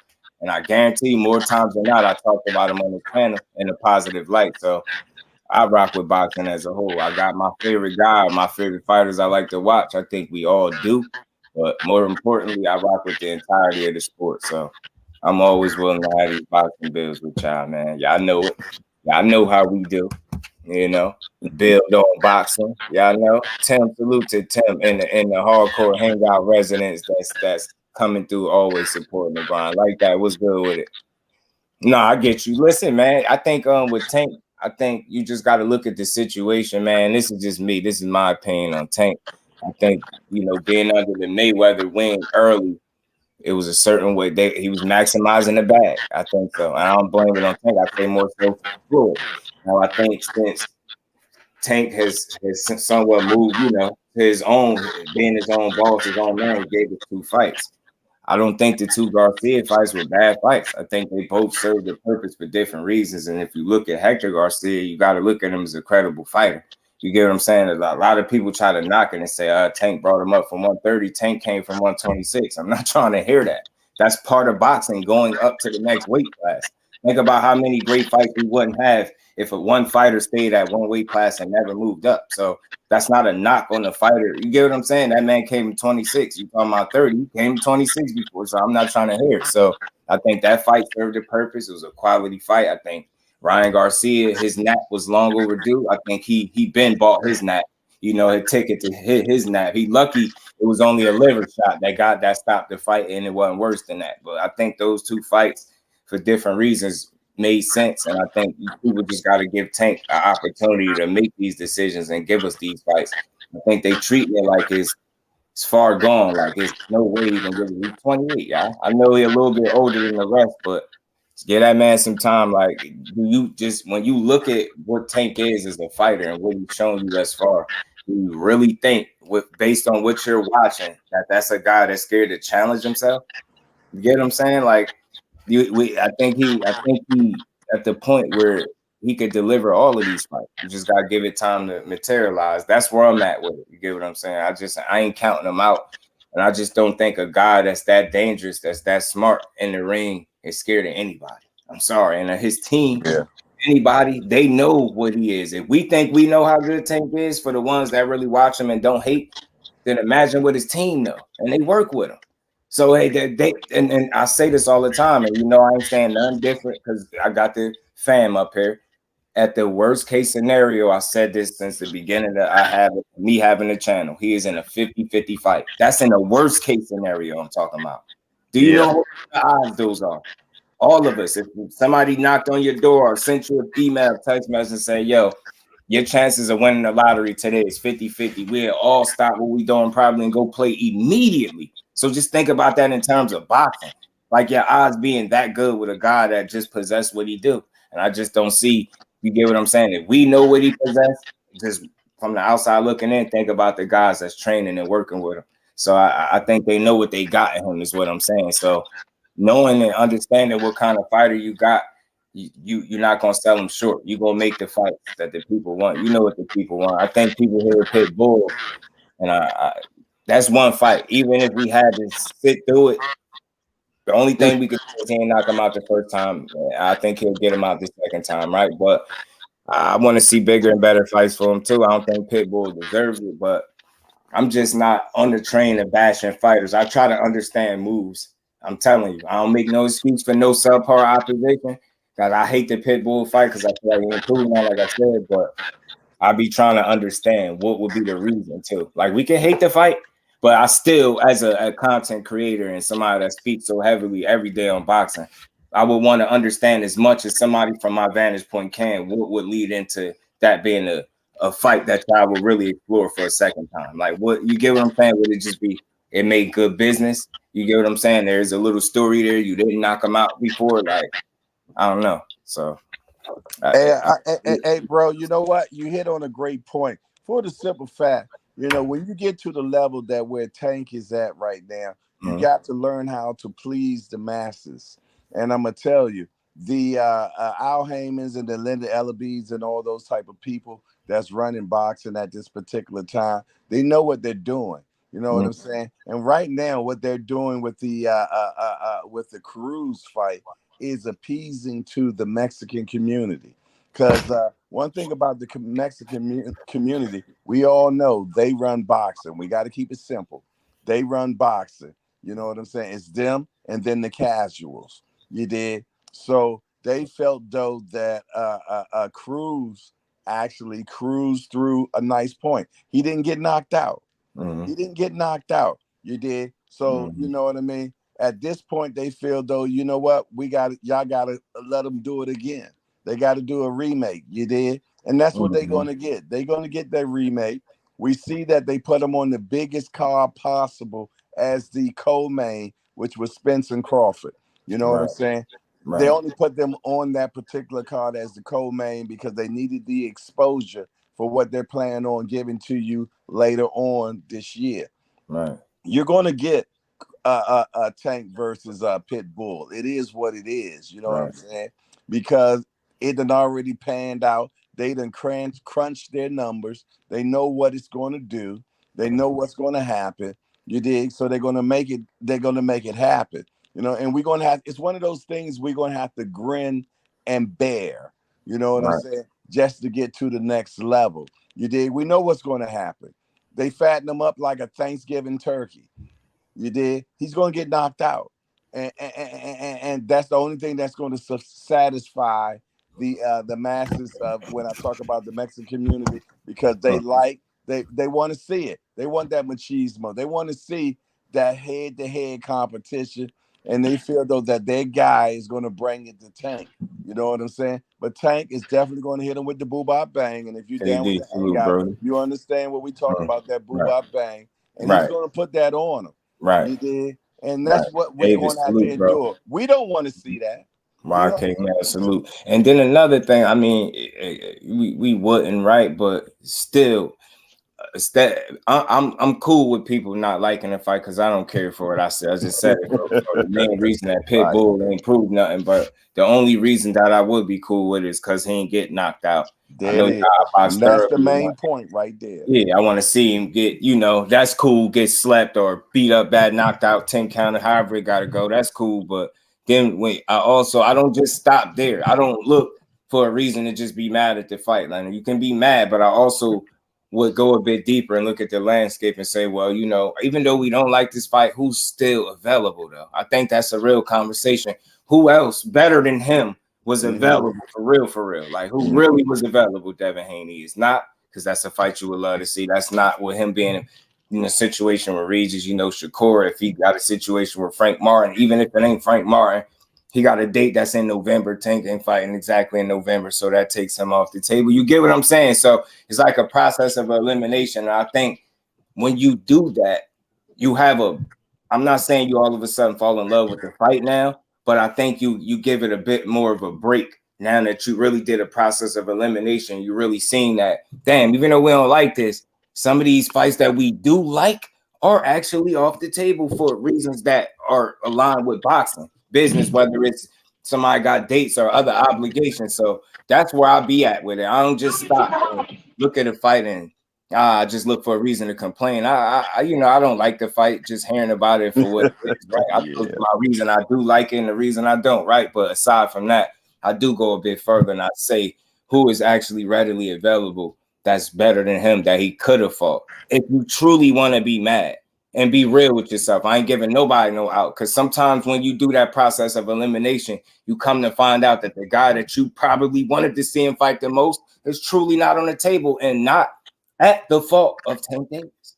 And I'm just being real, because I'm not in boxing to look at reasons to be mad at these fighters for making their moves that they make. I'm coming from a place of a guy that's trying to understand why you made that move. You get what I'm saying? Like, if it's just, is it you avoiding quality opposition, or is it more business oriented? Like, and I know people want to say he ducking. I'm not on that train. So I'm trying to understand business wise. It has to be reasons why, whether it be a process of elimination as well as business, as to what led you back to this rematch. You get what I'm saying? And that's just where I'm at, because I think when you do that, it allows you to have a better conversation, because you're not just looking for a reason to be mad. Like, all right, well, he's fighting Pitbull with no context to it. Like, it might be a reason why they got here. And even though we might not like it, there still might be a reason. And I'm one of those guys.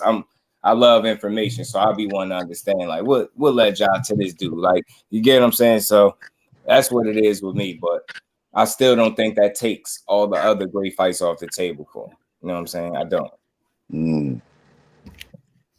Think should fight Gary Russell.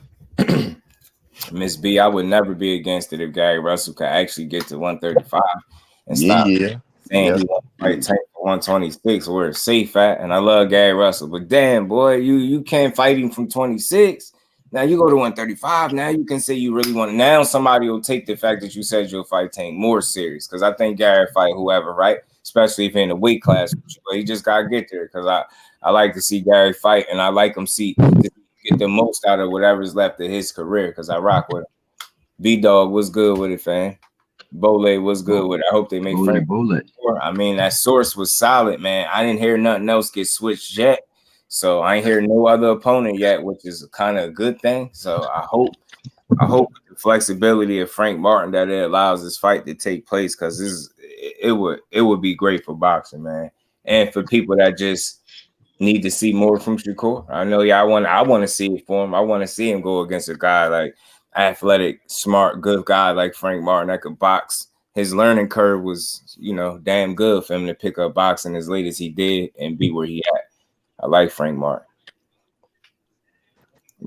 Gary is small. He just never let that stop him, though. Gary got the skill to kind of overcome some of the size deficit that he be dealing with. We just gotta hope that Top Rank don't make it an in-house party for November. You know what I'm saying? Because they subject to do that, and if they do that, you know what I'm saying. We probably get Shakur against Jermaine Ortiz. Yeah, I'm a little fearful that's how they gonna play it too, potentially. And that fight wouldn't be bad, because if you really, I like it. How good he did against Loma. You really like, and I watched that fight like recently, like a couple weeks ago recently, and I was thoroughly impressed at how well this man, like just watching the replay, how well he did against Lomachenko. Man, Jermaine Ortiz did exceptionally well against Lomachenko. Not even going to try to compare the performances, but man, just go back and watch that fight, man. If you haven't seen it recently, please go back and watch Loma and Ortiz and see how good he did against Lomachenko. And then y'all revisit, is that a fight that you'll complain about for Shakur? I think that's not a bad fight, but I like the Frank Martin fight better, because it kind of shoots down a false narrative in the process too. But the only problem about it is, if they do the Jermaine Ortiz, either way, the belt stays with Top Rank. Right. Yeah. It's just that chance, that slither, and anything like some crazy stuff happens. Anything, no matter what, the belt still will stay with Top Rank. Right. Opposed to if some funny business happened, something, whatever. It's boxing. Anything. You know how boxing is. Just that slither of hope, and if it's enough to keep Bob from going, then it's a bad sign. Yeah, because he said it before. Somebody said it to me. He said he don't make fights that he's not what he say, 75-80% sure he's gonna win. And sometimes we wonder. So I forget. I gotta go. I'm gonna hit my bro. What percentage exactly? But it's percentage he put on it. Like he said, he don't basically make fights that he's not sure he's gonna win. So sometimes you just want to know how confident is he in the Shakur Stevens. And is he right? Shakur is, because we clearly see that that's not the case. You know what I'm saying? But damn, are you confident enough to make that Frank Martin fight? And that's the question right there. Right, man. So, and again, I don't think this fight is not to happen. I don't think neither guy gets the blame for it. I'll just that I'm past that as a content creator. That's corny. Like that conversation that come with that, trying to put a jacket on the fighter. I think that's they can have that. But I'm gonna really look at it for what it's worth. You got two guys that ain't never turned down fights and duck fights and seem more than willing and able. I'm gonna think that that's the case, and I'm gonna say the business got in the way of it. And we got people like Bob Arum that just speak out of both sides of his neck sometimes, and to his benefit, like you get what I'm saying, not so much the fighter. So I hate that for Shakur, and I'm not into trying to like act like I know your business and what's best for you than you and your team. But I hope that you with somebody that's not gonna stop you from being great. That just would that would be you know that would be all bad for him, man, all bad. So we're gonna see, because already you had issues getting Loma, and it's like a talent like that shouldn't have this much of a problem getting a quality fighter. And I'm not trying to hear everybody ducking them either, because that's not the case. It's the business, right? You get what I'm saying? Is the business of boxing lining itself up the right way to make these fights, or is we just getting a runaround? Yeah, exactly. Well, listen here, bro. I always appreciate you. And I thank you for allowing me to come to your platform. You know, I got to do my thing at 7 o'clock. But I'll be over there to check you out. Yeah, my man. But I had to come in here first, man, to get myself ready. You did? Right. You already know. I appreciate you. I'm gonna go ahead and shoot out, man. And hey, shout out to Mrs. Just Do, man. Shout out, man. Standing behind her, man. Standing beside her, man. You know what I'm saying? Not even behind, beside. You know what I mean? So I appreciate that, man. She's setting big examples. You know what I'm saying? So you all take it easy. God bless, my brother. Appreciate you, bro. Peace. All right. TD, do I think Ugas got enough to beat Barrios?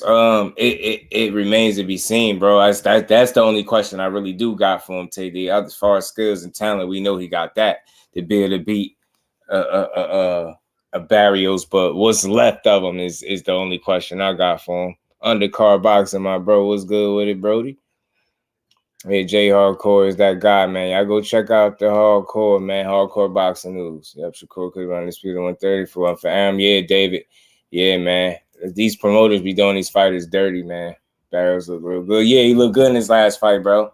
So you hope he the underdog, because he might be able to pull it off, TD, man. You know, just from past experiences, people that fight EJ just don't be exactly the same. Now, maybe Ugas could defy odds possibly, but it's gonna be tough. It's definitely gonna be tough. Salute to my bro Zoomverse. Appreciate everybody pulling up, willing to have this conversation. Jonathan, all the Devin Haney supporters, because I'm one, but salute to everybody that continues to come up and rock with their boy and make these conversations fun, man. Because that's what it's all about for me. I enjoy it, man. So, but y'all noticed through everything I said, I just stood tall for the guy I feel like is going to win a fight. I never downplayed the other guy, never said what he couldn't do, never said he was a bum. I just told people to tell me what they feel like he could do better, right? See what I'm saying? I'm different. Even with all that passion, all that energy I just showed y'all, right? Notice it was never no type of tearing down of the fighter that came out of my mouth. It was just me feeling confident that one guy could beat another one. See the difference? Somebody else would have discredited the fighter in a way or tore him down as a fighter. I just said I feel like one guy is better. You get what I'm saying? Just a little bit different with it. You know what I'm saying? And I try my best not to call fighters bums. I don't think y'all ever really hear me say that. So, but Barrios definitely looked sharp, TD, in his last fight. Do you remember that? Fights for the Canelo Charlo makes it look like PBC is trying to lock the game down. All the fights are like headliners. I'm telling you, Bole, they moving, bro. Salute to Quincy as well. Always good to salute to Miss B, man. Appreciate you, man. And salute to my bro Quincy, man. It's always good to talk and have a conversation. He said Cruiser, bro. No. I appreciate you. Shower peace to the Queen, always showing love. You know what I mean? Appreciate the love, Queen. You have a good night as well, Shower. case anybody forgot, Tank Lullabies, everybody from 130 to 140. My bro said what he said. I'm gonna fall for vacant belt while being a champion. True indeed, he did. He did. Boxing 2023, Cheeks without PVC. Yeah, B-Dog, they've been putting on. Peace. Aisha, peace to the Queen, William, old school. Miss Joette, the rest of the game. Appreciate all y'all. As always, Big Baby swear he don't rock with boxing, but he be training harder. Yeah, I think when people heard that, that's why an interview don't hurt to ask him, like, what exactly did he mean by that? Because when I hear him say the lack of love for boxing, but I also heard him say he found some people, some of the best relationships that he got in his life came from boxing. So I think within that love and those relationships is enough drive and determination to want to be great at what he's doing while he's here, right? I think he's found a certain level of love in the sport. And I think it's all the fake stuff that come with boxing that he might not like about the sport. You get what I'm saying? I think that's what it is, right? You know what I mean? So I think, you get what I'm saying? It's just something worth talking about, right? Stand in front of, please, yeah, right? And beg and stand in front of, that's what Matias be talking. You already know, Quincy. Always good to talk to people that know how to have a conversation outside of their train of thought. It's always refreshing, bro. Or being himself, or is he trying to go full villain or troll? I think, to be honest, Bole, I think he's still young, trying to make the moves that I think he feel like is best for him. But I think in some instances, this to be fair, I think he kind of assumes that villain role to a certain degree. But I think, you know, in some instances, it's like what you say, it might be troll. You know what I mean?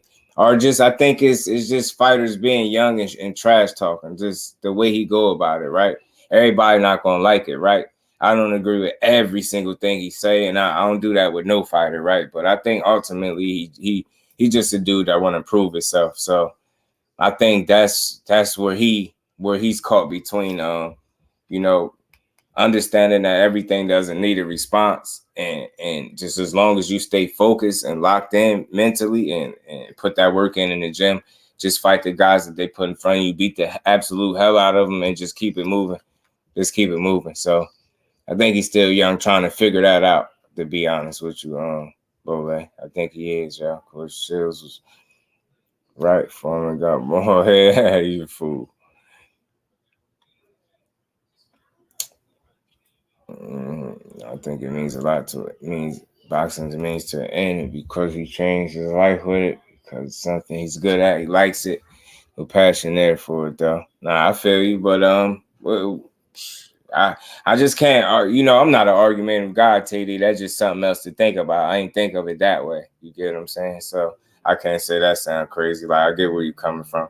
But I think, like I said, and that's one way to look at it, the way you said it, right? For me, when I heard him saying some of the things he said, like I spoke about the relationships that he found within the sport, and I think that kept him, you know what I mean? I think that's something to push for, right? He enjoyed the brotherhood, the bonds, and you know what I mean? Like, probably being in the locker rooms, cheering his brothers on, vice versa. So I think he's found enough love within the sport to maintain a certain amount of passion for it, if that's safe to say. You get what I'm saying? I'm always trying to be as fair as possible. I think within those relationships where he found his love for the sport, he found it's enough passion there for him to keep him honest and keep him driven enough to, you know, keep it going.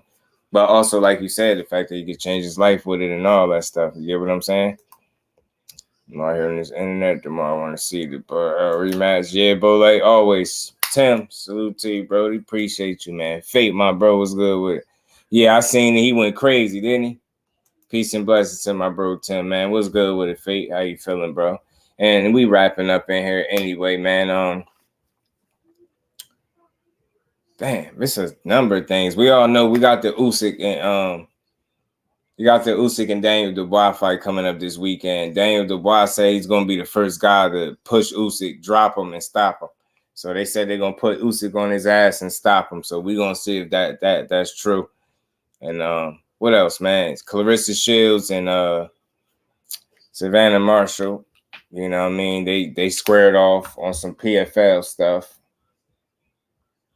And Savannah Marshall claims that she had to chase Claressa Shields to another sport, y'all. This is what she said.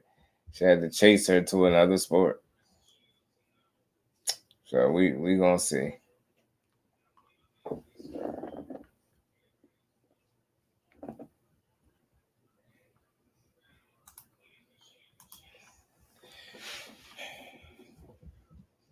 Man, the Serrano signed. Yeah, she signed one too. Fate. So it's undercard. So it's a lot going on over there at the PFL. They making some signings, man. Claressa over there. She got something over there. They doing face-offs and stuff. So it's cool, but I'd rather see Claressa continue to get this smoke, man. You know.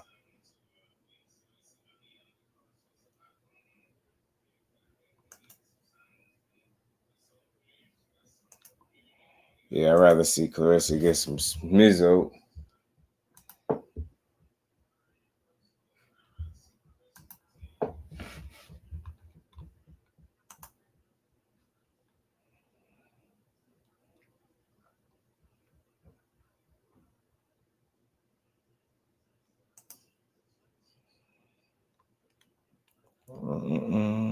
I said what? They chase who? Oh yeah, Savannah Marshall claims she chased Claressa Shields to another sport, and it's you know, to this PFL stuff. You know, she just running that damn trap,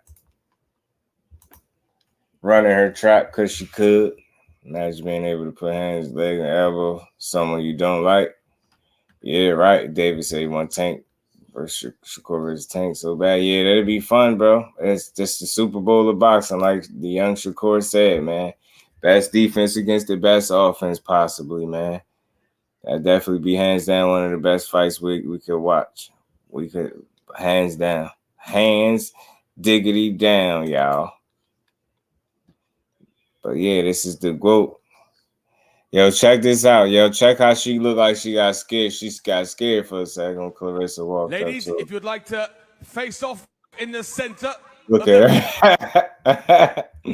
She was shook for a second right there, yeah.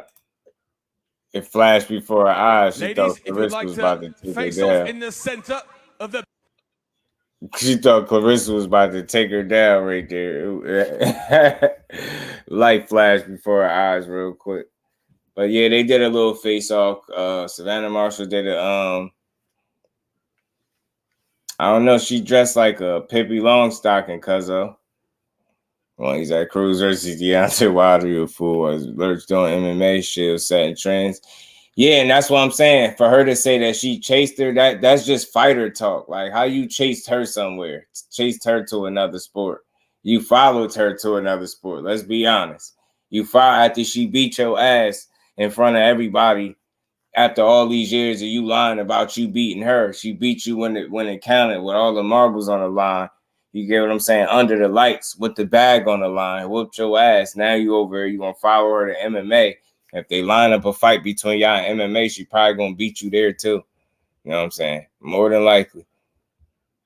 Yeah, that's what I'm saying, Teddy. She followed. She said who dresses Savannah. She dressed like Pippi Longstocking. I ain't gonna lie. It's like if Pippi Longstocking was like in 2023, this is how she dressed. She's just dressed like a soccer mom. She would talk with more respect for Tank than Haney.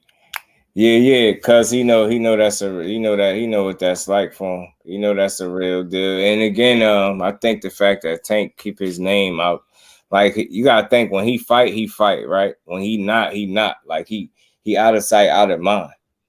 That's why I say it's a maturity that Tank got that people don't a lot of times acknowledge or give credit to. Like dude really be in his own, you get what I'm saying, in his own world. Like when he's training, they come to fight, beat your ass, then he go right back to living life. Like he's out the mix. He's not an attention whore because he is the attention, right? And it's crazy that he even a guy that garners that kind of attention just knows how to kind of stay out of the mix. And that's what he be on for me. It's a maturity with him, right? He stay out the way is what you call him when you got kids and stuff like that. So I think that's what makes him dangerous too. Just a grown man or some grown man stuff. You know what I'm saying? What's good, Thomas? Oh yeah, my bad. I just wanted to come up here and clear the air between me and Quincy Carter. Like I was popping that link up in there for him to get up there and pop the stuff regarding the disagreement that y'all had. Oh and yeah, then he used some choice words that I don't even play around with. So I told him like, yo, you ain't got to do that. Just basically pop up on the link and go on and get your stuff off. Oh but, yeah. I ain't catch it. Right. Yeah. Yeah, but you know me, bro. I'm never giving that energy, and I'm not about to go back and forth. I'm just like, yo, you just do. You got a difference of opinion, fine. Go up there and express it. Because at that point in time, like they had took you to the place where that you got to wish people into the cornfield. Yeah, right. And I'm like, come on over there and bring your little blade out so you can whip through the cornfield because he throwing bullets your way. Right, but other than that, man, I'm all about the atmosphere staying positive. So you already know. I know you one of the most positive dudes around, bro, and consistently though, every day with it too. So I rock with you. Appreciate you being the eyes for me in this joint. Cause certain stuff, I promise you, I don't be catching. In that moment, you was on volume 10. You saw red, bro. And at that moment, like that's why KL came in there with that vibe because it's rare for him to see you like that. But man, you was on heads, bro. So I was like, you know what's fun about that though? I urge anybody, even with all that energy I had, just notice ain't nobody get tore down or like insulted. Never. It was just like because I really got that. Not too many people can show y'all that energy without the other stuff coming with it too. That's the difference between the passion and somebody coming at y'all from a personal level. See, nobody get tore down, insulted. I just start telling y'all that you know what I mean. I just start tell me, I start having, I got questions when I get like that. So, but I know how to do it without insulting the people though. It's a passionate like take, but I ain't diss nobody. You get what I'm saying? I know I'm not even a fighter, so I don't think too many people can give you that energy without giving you the extra stuff with it. So I'm glad I don't be certain stuff I don't be seeing. And I think people be knowing that too. I think it's good that I don't see certain stuff because it's hard to find that middle ground once I get there, bro. That's why I be trying that. That's why I got the laid back approach when I come.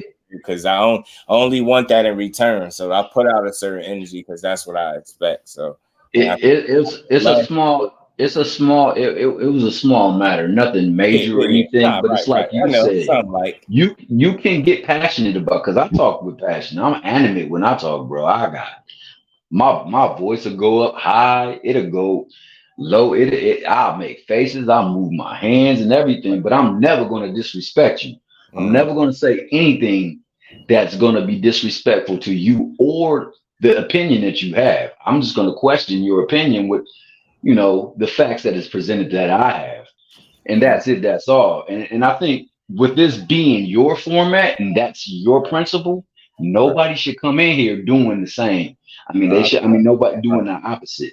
Right. They should come in here with that same energy. I try to tell people the difference between me and it's never, I hate saying it because I'm not comparing myself to nobody else, but most people that do content, just what you say, it's a them versus you kind of. I don't do that. It's us. Let's have a conversation. So I expect energy to be a certain way. And slowly but surely, I think more people are understanding that it's a lot more peaceful approach the way I do it. Like, we ain't got to argue boxing. Let's talk boxing. Appreciate you, Aisha. I try to, man, because I ain't never trying to be the one up here cursing at people. That's not how I talk to you in real life. If I was in your face, it'd be respectful because that's how I want it in return. Like, I put out what I want in return, so I try to keep it like that. Yeah, no doubt. So, I just wanted to clear the air with him, man. I ain't got no problem with him, but you didn't say anything disrespectful. I'm just saying you was going down that path. You was going down that path with me, bro. And that's why I said, hey, bro, you ain't got to say nothing like that. All I'm saying is if you got to Nah, you good, Quincy? Yeah, it's all good. Yeah, you good. I'm just trying to clear it up from my end because I don't want you to think. I don't think you want you to think. Man, y'all don't want to hear what I sound like after dark. Oh man, go on and make your outro right now. I want me to start singing in here, Quincy. You know what I'm saying? Oh, Oh, and another thing, I wanted you to. I know Miss Just right next to you, man. I want to let her know ain't nobody trying to get no smoke with her. Ain't nobody coming at her seed. Yeah, right. He can make all the noise he want. It's his platform too. Yeah. Nah, it's always love over here because I like to build with the people, not go at the people. Like part of my way of growing is giving the people that choose to give me their ear every day around this time the respect that they're supposed to get when they come in here and be part of the conversation. That's how I'm always gonna carry it like that. So I like to do it, bro. I could talk for 3 hours by myself, but that, I've done that enough now. Now it's time to start having more open panel discussions and allowing people to hear more perspectives other than mine. You know what I'm saying? It's all day. When you do open the panel and the people that you have come in, you guys be having some shit, because y'all listen to me every day. This become like, think about the hours that add up. So why wouldn't y'all add when y'all want to come up here and add? And I don't care about nobody keeping the camera on, off. As long as y'all want to come up here and build, we always good to build. Oh yeah, see, this is what I was talking about. Because I was asking. Notice, Quincy, you might think that, but notice, you see how I took it because I know him. I know his intent is not that, because he know I'm not one of the hot heads. Just so he was just probably explaining to me something he felt like I didn't see. You know what I'm saying? It ain't that, Quincy. Trust me. No, I was actually explaining to him. I'm explaining to him. That's why I told him to get on the thing, so I could tell him, so I could clear the air between him, because he said I was holding your nuts, and I was like, bro, I don't even get down like that. All I'm saying is, if you disagree, you don't have to type it in the keys. You can get up there and voice it. You can hop on the panel. And I've been clear about that. And I'm going to always be clear, because I approach people through their face or directly. I never go indirect or around their back. I address people in situations in the matter, so we be clear on that. So I wanted to be clear with you.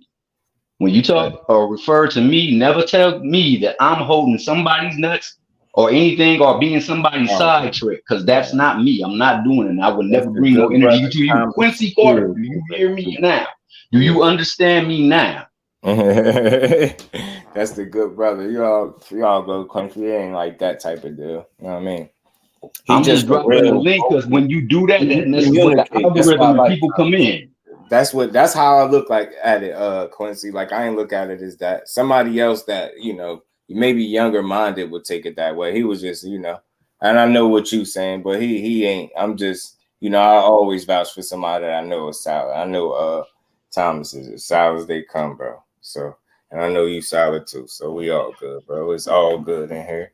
It's all love over here at the Just Do. All right, with that, Judge. Man, as I like to call it, man. Aggravation, anger free, man. Where everybody could get their stuff off, man.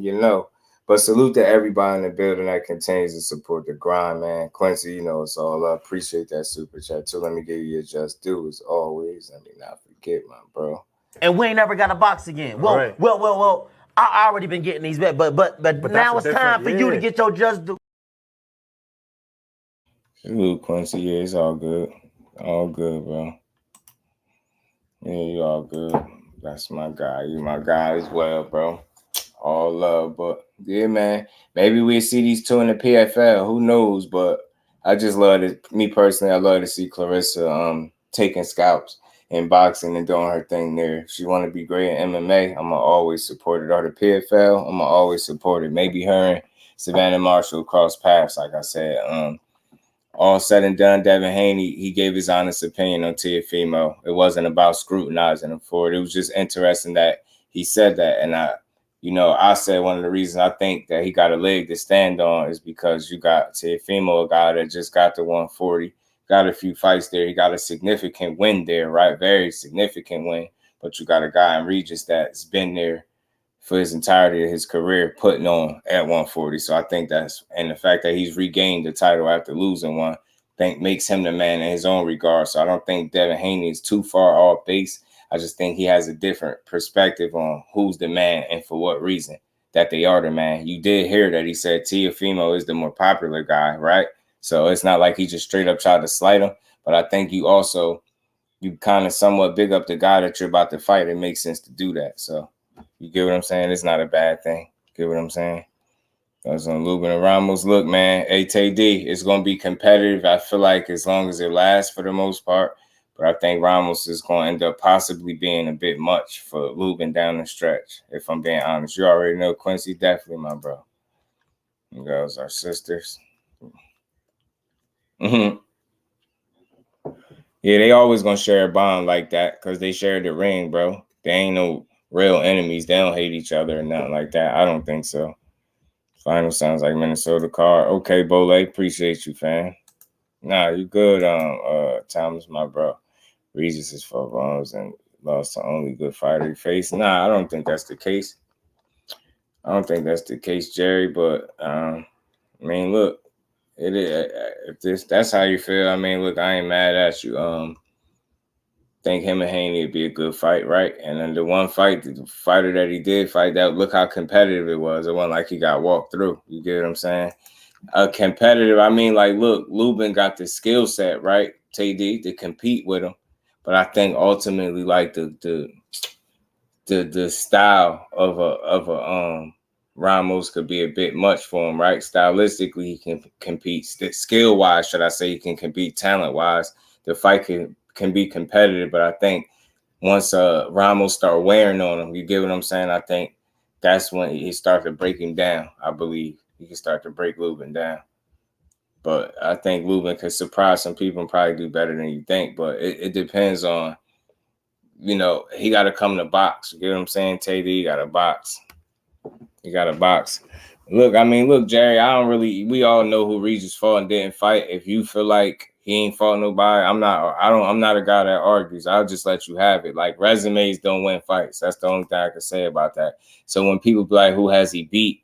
Like, we know who he beat and who he didn't beat, right? So he still got some people to beat. You give some fights out there to be made, right? But I just don't look at Regis as no bum beater or nothing like that. Like, I think Regis is a good fighter. I just don't think we give enough credit to opponents outside of the elite level, obviously. You know what I'm saying? So,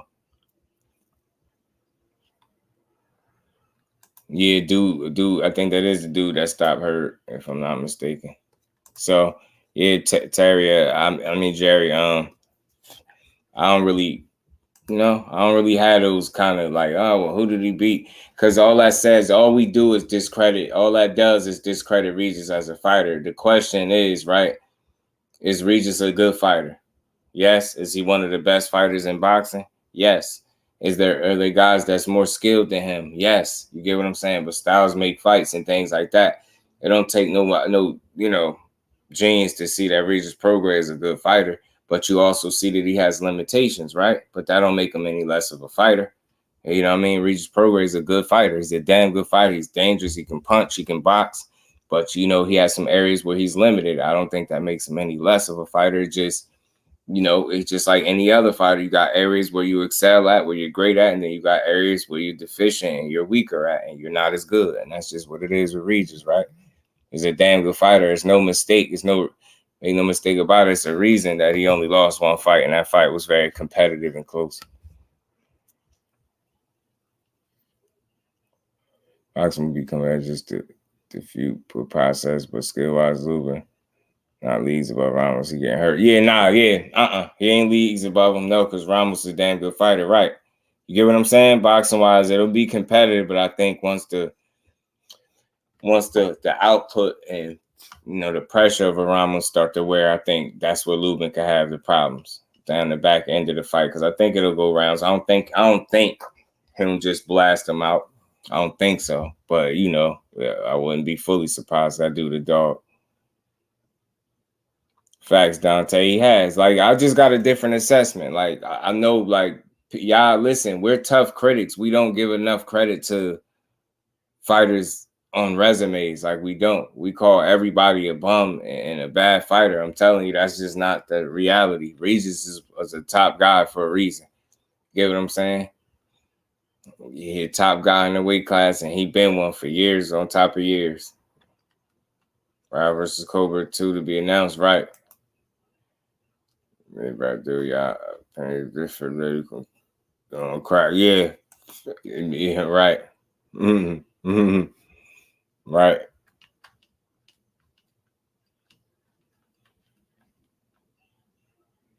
Oh yeah, you see that again. Appreciate that, TD. I almost ain't catch that. I almost really didn't catch that. I'll be trying. Maybe for good reasons, bro. Yeah, I didn't catch that. Yeah, I didn't catch that you said that. Yeah, man. See that, and that's the problem with boxing. Like that kind of shows where you at as a individual, as a man, because make no mistake about it, there's no way that if we're sitting down having this conversation and I say nothing I said would even remotely indicate that I'm on crack. You get what I'm saying? Like, damn, bro, like that's just immature, it's irresponsible, and it's disrespectful. Like, I understand, like, people try to allow, over here, I allow people to be part of the conversation, but not when you do stuff like that, bro. You know what I'm saying? Like, weird. That's why I think I've unblocked him maybe once or twice too, to be honest. That name, I think I have, yo. I be sparing people, but the heck with him. We're gonna keep rolling. We wrapping up anyway. But look, man, salute to Dev. Like I said, man, people gonna always try to make every criticism and critique that you have about them out to be some type of hate. We don't do hate over here. We do builds and we do conversations, man. We do builds around these great fights that are either up, on the way or possibly looming. So we always building boxing up over here. You know what I'm saying? Facts, TD. You get what I'm saying?